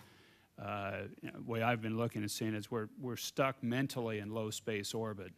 Our thinking is, and I think you need to get, and I think the country wants to engage in a discussion on what's our vision for space. And it's not just NASA. It also involves, it's discovery and exploration, but it's also commercial and military, to engage that broader discussion of where are we going as a country here. Because I think the country wants to go, but they need that. They need that vision that really unites and says this risk is worth it. This cost is worth it. So I hope you'll consider that a presidential level commission to work with establishing that. I know there are difficulties with it, and there's not a simple answer, but a vision really is a critical thing to unite a country. I'll be chairing the hearing the rest of the way out, and who's Senator Nelson is next up. Sorry about that. Thank you, Mr. Chairman. Gentlemen, everybody up here wants this program to be successful. And so I'm going to ask some very specific questions. We have heard the Admiral say in his excellent report, he has stated buying power has been reduced 40% over the last 10 years. The Admiral has said here today that money has been squeezed out of the shuttle program, and I'm doing exact quotes from what you said, Admiral. You talked about how the program manager had made trades on the cost, how looking ahead that you should separate engineering and safety from the cost and schedule part of the evaluation, and that you talked about all leaders are responsible for the results. The administrator, the White House, the Congress, you specifically stated that. So realizing that that has been part of the problem in the past. Now, I want to ask some very specific questions, Mr. Administrator, as we go forward. This is not partisan. The space program is not partisan. A lot of these questions have been addressed by Senator Hutchison as well. I would like to know if you have had discussions, you or any of your immediate people, with the White House, OMB is part of the White House, about the increased expenditures that you're going to come to the Congress to ask for. We are pursuing an interagency discussion on the larger U.S. space exploration objectives. The result of that will yield a very specific answer to your question that will be manifest in a request from the President in whatever period of time that takes. It's a request for supplemental that you're talking about. No, sir. I'm not specifying exactly what form it will take, whether it's an amendment or a supplemental or part of a regular budget request. All that's being vetted now. Well, as the Admiral said, the leadership problems involved everybody in the past. So if we're going to fix this problem, the Congress is going to have to help you and the White House fix the problem. So we're going to need to know how much we're going to have to help you to fix the problem. So can you give us any kind of idea what we're talking about? Because right now, decisions are being made in the Appropriations Subcommittee on the 04 budget. Indeed. And that process is underway, and as soon as we can get an answer, that's precisely what I have an obligation to come back to you and your colleagues to deliver. Yes, sir. Okay, you said you had ongoing discussions. Have you had ongoing discussions in the range of $1.5 billion of return to flight, additional monies? We have had ongoing discussions. I really don't want to get into what the current state of play is or what the numbers might be, because they really run the gamut. I think, again, as I mentioned in response to Senator Brownback's commentary, the cost of this is going to depend on which options we choose. There are 29 recommendations and a whole range of raise the bar objectives we're going to have to do. So each of those options is going to have a price tag, and the answer to that very specific question will come from the total of how much it takes on the options you select for all 29 of those and every other issue contained in the raise the bar inputs that are equally important in our judgment. So I can't give you an answer to that until we can do that math. Mr. Administrator, you have heard me be very critical of past administrations, both parties, on the way that they use budgetary sleight of hand over the years to get us into the fiscal condition that we are finding, where NASA has not given the specific money directed at safety. You've heard me talk about how the space shuttle budget and the space station budget were lumped together back in the 90s, and then money was transferred around. Now, it is very much the responsibility of the Congress, as we look at your budgets, to know specifically what has happened. Now, for example, maybe you can share this with us. Of course, as Admiral Gehman said, not only have the budgets been flat with regard to the space shuttle, the budgets have actually, in real buying power, has been a 40% drop over 10 years. And indeed, where I see the difference in what the administration has requested in '03 for the space shuttle, roughly $3.2 billion, you would think it was an increase going to the '04 request of 3.9. But in fact, the institutional account, which includes a lot of the infrastructure that was $1.2 billion in the past, is zeroed out. So a number of those institutional costs, including things like infrastructure, are part of that additional funding increase. So where is the increase in your '04 request that specifically gets at the problem of safety and safety upgrades? There is a budget line item within the shuttle program for a service life extension program. And of that, we have to identify the prioritization that's underway that was started before the accident to begin to work through exactly what is the prioritization of selection of those upgrades and their timely implementation. So the answer to the question is that's the funding stream that's there. It's not 1 year. It's in '04 and each successive year thereafter. There's a continuing funding stream that follows thereafter. And as a consequence, this is an enduring program that we intend to put specificity to which upgrade implemented at which time based on which prioritization set, and again, informed by a lot of what we will learn as we implement these findings and recommendations. Okay, Senator, I see my time is up. Senator Breaux. Thank you very much, Mr. Chairman, and once again, thank you, Admiral, for a very fine report, and also thank you, Mr. O'Keefe, for the cooperative effort that you've showed in producing this report. I just ask you, with regard to the Lockheed Martin facility in Michoud down in New Orleans, what kind of cooperation did you get, Admiral, in working with them and finding out what they did and everything else? Senator, we got outstanding cooperation at Michoud, and in particular, we did a lot of work down there because we and the workforce at Michoud wanted to understand the properties of foam better than had been understood in the past. And therefore, we asked them how to go about that, and they worked right alongside us in devising and conducting various experiments, and certainly the best commentary I can give you is the very the dissection of the already built bipod ramps that we did.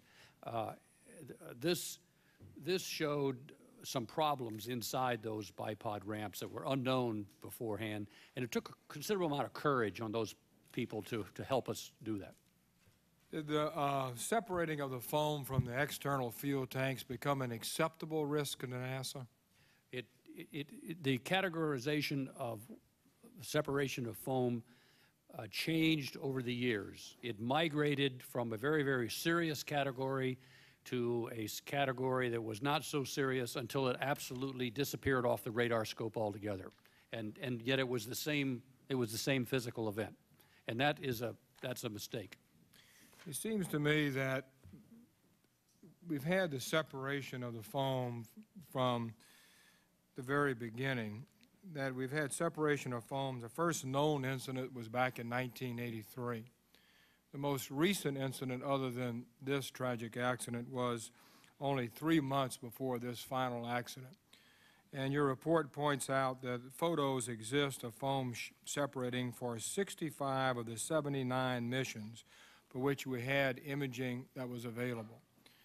And then the regulations of NASA on external tank debris limits said very clearly that no debris shall emanate from the critical zone of the external tank on the launch pad or during ascent, except for such material which may result from normal thermal protection systems recession due to ascent heating.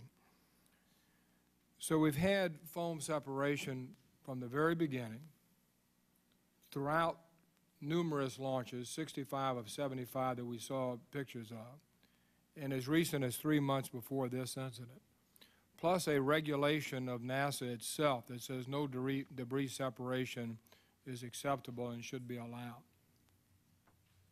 And yet we were still launching shuttle missions knowing that this was continuing. knowing that we had a regulation that said, don't allow this to happen. To me, that seems like a monumental breakdown. Can you comment on that? Yes, sir. And it gets to the core of our recommendation to have an independent technical authority. The adjudication of whether or not the foam anomaly should be treated as a showstopper or not is made by a board of engineers and managers at the Space Shuttle Program Office. And the chairman of that board is the Space Shuttle Program Manager. So what we have is a case where the program manager, who has pressures on him for cost and schedule and manifests and lots of other things, having to determine whether or not this anomaly, which is now before the board for adjudication, whether or not he should make a big administrative deal out of this or make a small deal out of it. He knows that if he makes a big deal out of it, it might jeopardize or slow down future launches. He also knows that if he doesn't understand why this is happening, it'll cost a couple $1 million to do some research and development, a couple $1 million that he doesn't have, find out why foam is doing this and what are the properties of it and how to fix it. And so this one person who's got all these pressures on him is making these decisions, and we found that to be not a good system. I'm not sure how an outside board is going to help you on this particular degree of investigation or supervision, because we already knew it was happening. We have a rule that says no debris shall separate or shed. And we have numerous instances of launches where this was occurring. It was despite a rule that said don't let it happen. It was happening, and we were continuing to launch vehicles knowing it was happening. An outside board's going to tell us the same thing we already know. Mr. O'Keefe, was it a matter of cost? I mean, we have a regulation that says it should not happen.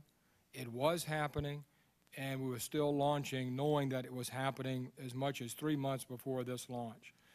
Is the reason that it was allowed to continue a cost reason, or was it simply people ignoring the regulations and ignoring what was happening? Mm-hmm. I don't discount anything that Admiral Gehman has offered here. As again, I think those are all contributing factors, but I think there are two overriding reasons why this happened. First one is the rule that you cite properly, exactly, very precisely, that we set is viewed in the agency and within the shuttle program as a goal. Is what? A goal.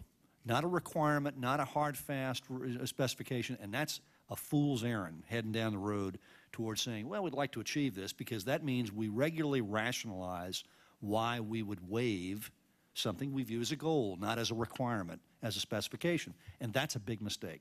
So we've really got to look back. So that's the first issue, is we really have to make that rule as firm as you just described it to have folks understand what is it that's inviolate that you simply cannot transcend, and where are those cases in which there's a desired objective that we have to continue to achieve, and find a way to get there, or else simply define this as a goal that's not achievable. The second case is what we're dealing with here is human nature. It is like everything else in life. When you see something repetitively, it begins to fuel a rationalization of why that's not a problem. That's the cultural problem. Yes, sir. And it is among the two issues a more, I mean, they go hand in hand, but I think they have to be viewed compatibly. And that human tendency, we shouldn't be surprised to see in engineers when we see it in everyday life. We all know, anytime you walk down a metropolitan street, anytime there is a homeless person sitting inside of a doorway, there are some number of people who are stunned by the fact that people walk by with absolutely no cognizance of the fact that's going on and have ignored it. If anybody came from a South Pacific paradise island and walked down that same street, they'd be aghast at seeing how humanity is being treated and would be amazed by how it is. We as a people could tolerate that. And so it's that first occasion in which you see it that raises that interest level. We shouldn't be surprised when engineers act just like the rest of people do. When they see something repetitively, they begin to rationalize and begin to look at things and assume what it is they think they know about it. And in every other instance, and here's the big mistake, and Admiral Gehman and the board pointed to this very, very clearly, this human nature said, if nothing happened previously, it probably won't happen again in the future. That's the wrong direction. It ought to go in the opposite approach, which they have said repetitively in this report, which is we've got to prove that it's safe, not prove that it's not. And that's a point that really has to be driven home. And as a consequence, we really have to take that same mindset and understand that while this is a human nature, human characteristic, that when we see things repetitively, that we take it for granted or begin to make assumptions or whatever else, it simply can't be tolerated here because the stakes are too high. Well, we all know what happens when we assume. Yes, sir. And we do it in every discipline, every single discipline in every walk of life. There are assumptions that are considered to be inviolate, and we've got to go back and question what those assumptions are. That's a real tough order, and it's one that's going to take us a lot of time and discipline. Admiral Gehman and Administrator O'Keefe, thank you for your testimony this morning. I was thinking as I was sitting here, having read recently about the December 17th, 1903, 59-second flight by the Wright brothers at Kitty Hawk. And in the 100 years since, we have had all manners of tragedy and exhilaration and success. And especially the space program, it seems to me, is the one aspect of going from leaving the ground to walking on the moon, the one aspect of walking on the edge of the envelope of technology and science. And one would expect that there will always be those who suffer the consequences of tragedy in those circumstances. But these tragedies that have occurred, this one especially, and the investigation you have completed tell us that there are certain things that can and should and must be done to prevent this from happening again. I mean, the fact that we're dealing on the edge of the envelope in science and technology does not in any way excuse tragedies that could have been prevented. And those heroes, as you describe them and as our country understands them to be in that space, in the space shuttle, should have expected then, and certainly the future astronauts should expect everything possible is being done to provide for their safety.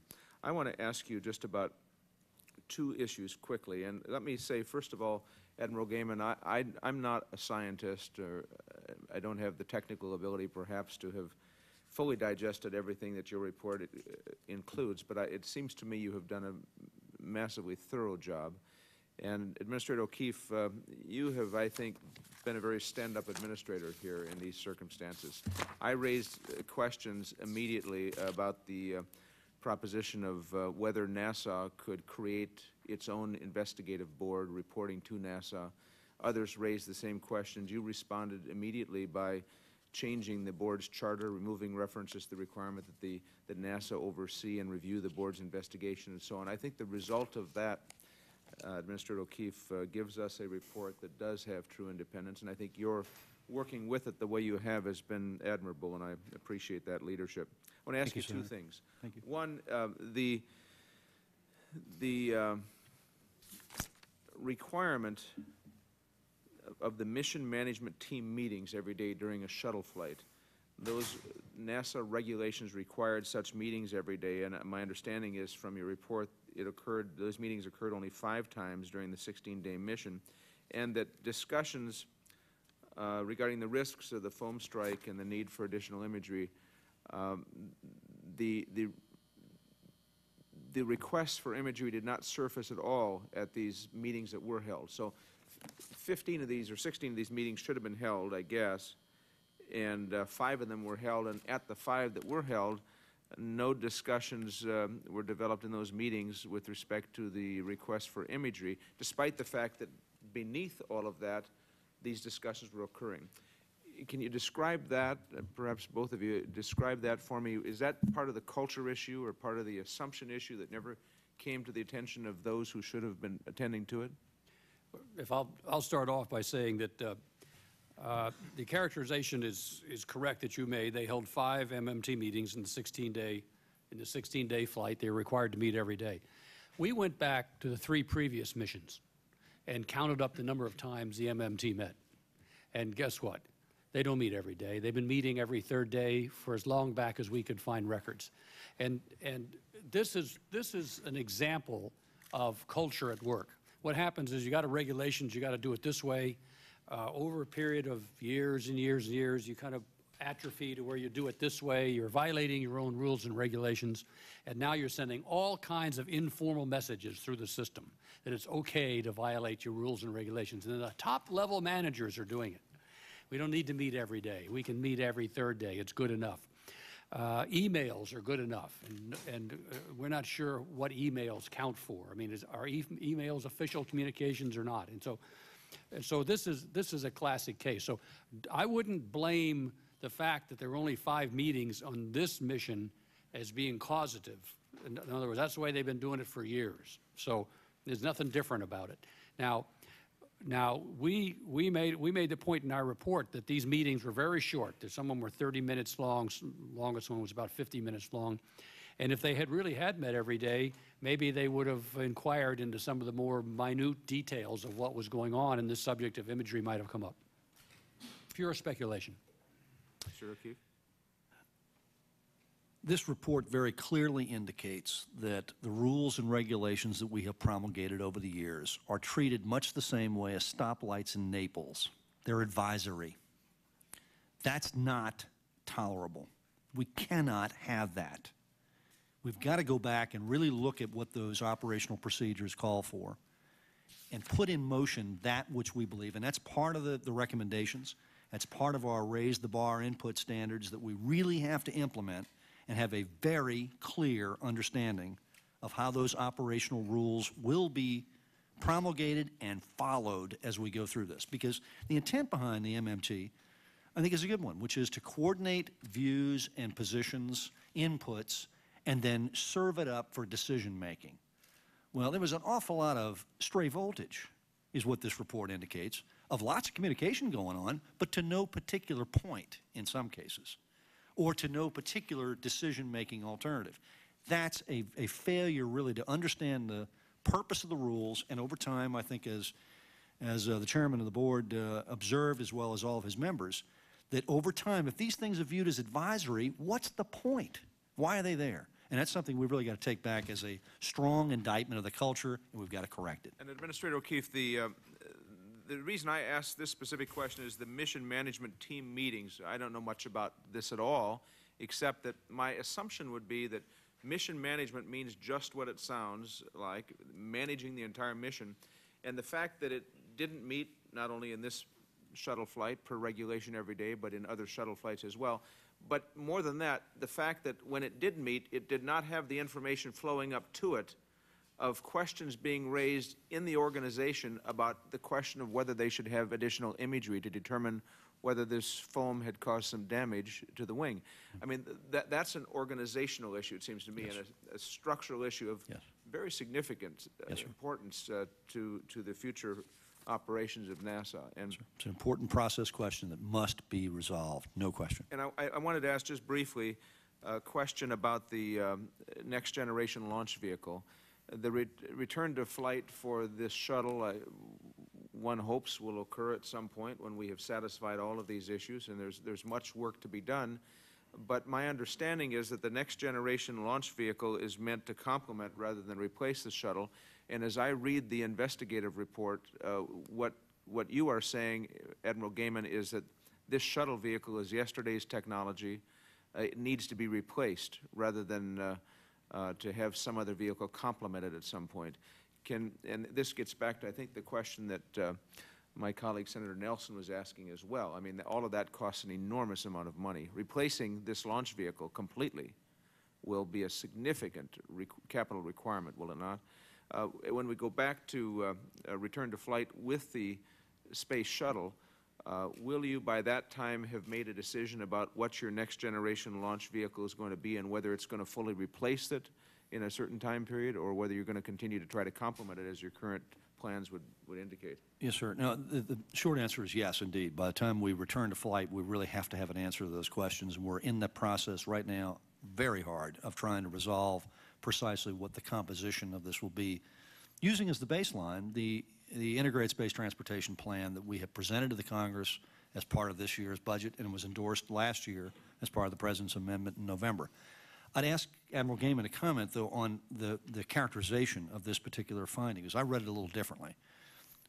And so rather than have us go through mutual interpretations here, let's ask the Oracle to render exactly what was the intent behind the words that are used here in terms of Chapter 9 and where we should be going.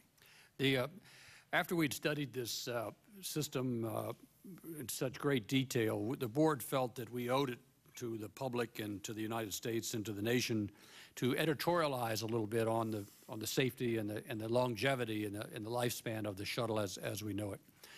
In Chapter 9, we opine that the board was surprised and disappointed to find ourselves at here we are at 2003, and we don't even have a replacement vehicle on the drawing boards. I mean, we're still debating, we're having a debate about the replacement vehicle. The board found that the shuttle is not inherently unsafe. It can be operated for another number of years if the recommendations of this board are followed through on. But the board finds that operating it for another 20 years or something is beyond the scope of our imaginations, and that sometime in a period of something like 10 years from now, if you're going to operate it more than about 10 years, you're going to have to fully recertify and fully requalify the vehicle, which would be extraordinarily expensive.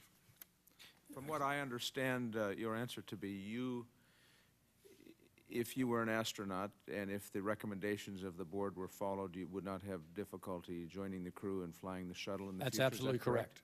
You would fly it yourself? That's correct. Right. I expect you won't get the opportunity unless... I asked.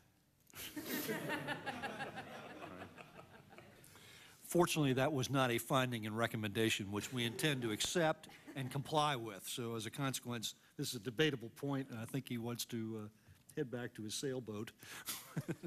Well, this is obviously deadly serious business, and the work you have done has been long and labored, but I think you've accomplished much with it, and I think that the chairman has done a real service for this committee and for the Senate in calling this hearing today at this time, and you've done some significant benefit, I think, for this country and its space program in your testimony and the work you've done prior to it. Let me just make one final comment and say that I come from North Dakota. I mean, I don't have a space launch pad in the middle of my state, as does Florida or Texas. But I really believe a society that stops exploring stops progressing. I think space exploration has been very important for this country. I want it to succeed. I want it to continue. I think the benefits are very substantial. But it will only succeed and continue if we understand that these tragedies require an enormous amount of work to understand what has happened and prevent it from happening again.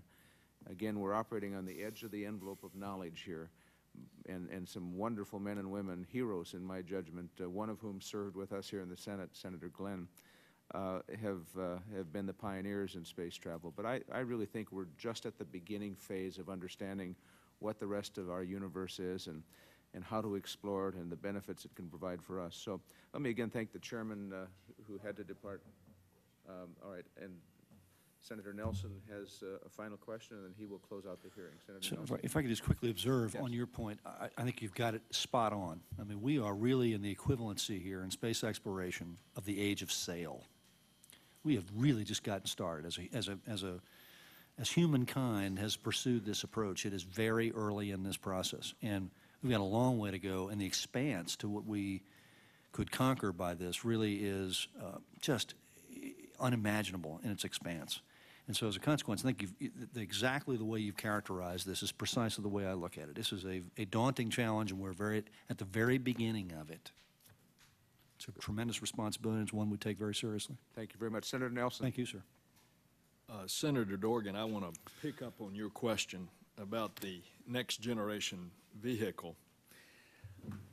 Mr. O'Keefe, you and I have talked many times, both privately and publicly, about how you could get some more money with regard to this next generation vehicle. And one of the things we have discussed is that other agencies of the federal government could share in the expense of developing the technologies that NASA would oversee the research and development, because those technologies would be of value to other agencies. Would you share with the committee what is happening there from a financial perspective in the future? Well, the current ongoing effort we have underway, for example, on the X-37 technology demonstrator, is a good example of the kind of arrangement in which there are advantages that may be derived for multiple purposes. And so as a consequence, NASA and the Defense Department, Air Force particularly, are really examining exactly where that approach is going. We are financing with them the overall expense related to the launch and test phase of that particular technology demonstrator.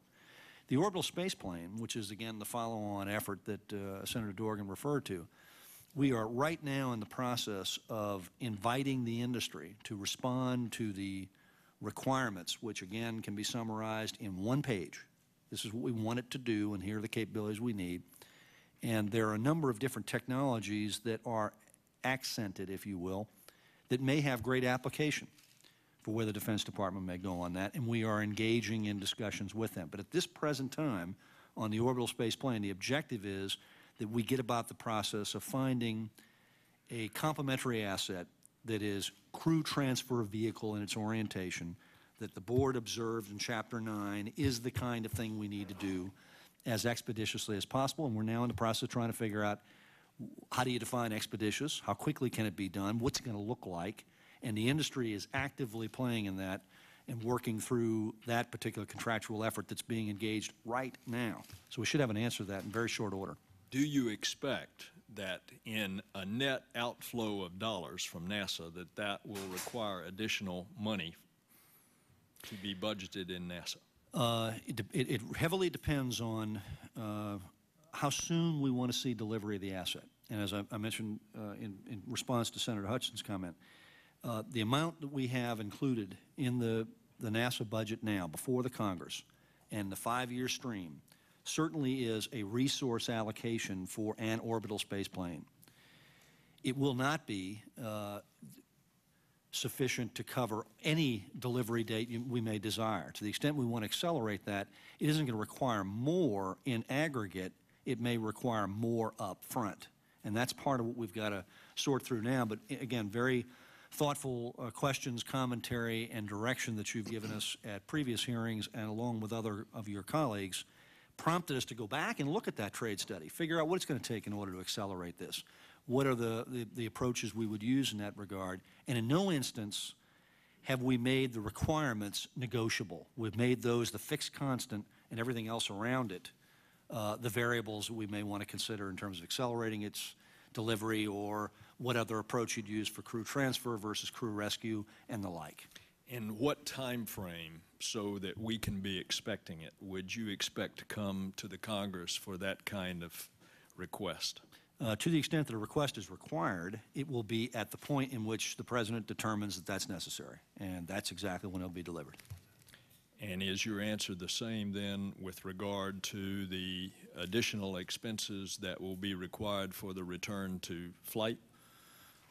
Again, those are more dependent, and I've got to serve up to I think all within our administration a clear understanding of the options we choose for the 29 recommendations and the raise the bar inputs that are going to be equally important, and make a determination of how much we need in order to implement the options we've chosen.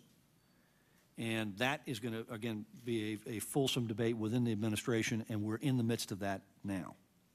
All right. I will just merely close out my comments and the considerable fine hearing that we've had, and thank you all both, by saying you've read the Gehman report.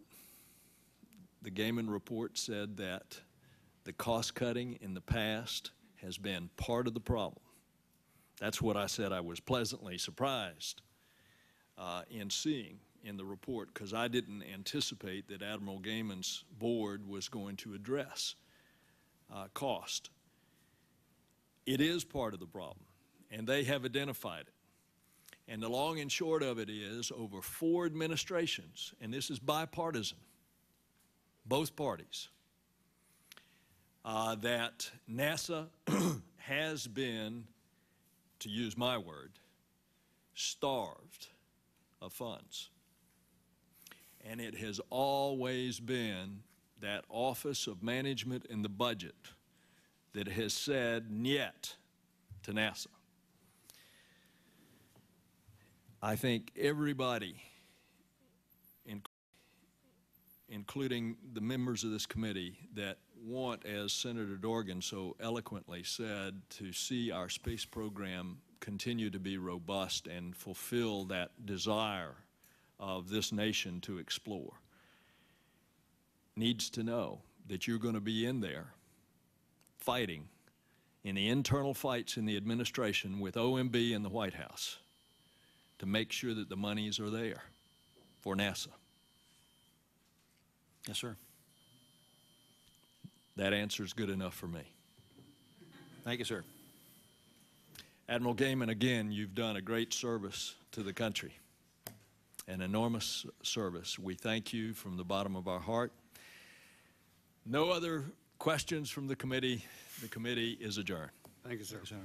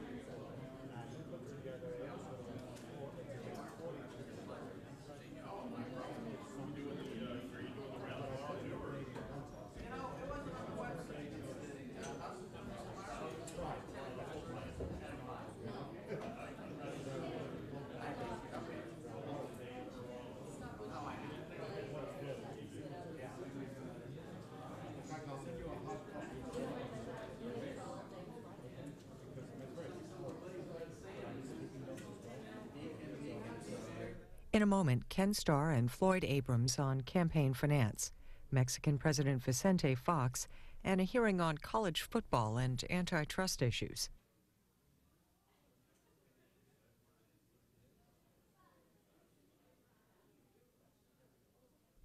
On tomorrow's Washington Journal, guests listed on your screen will discuss U.S. policy towards Iraq.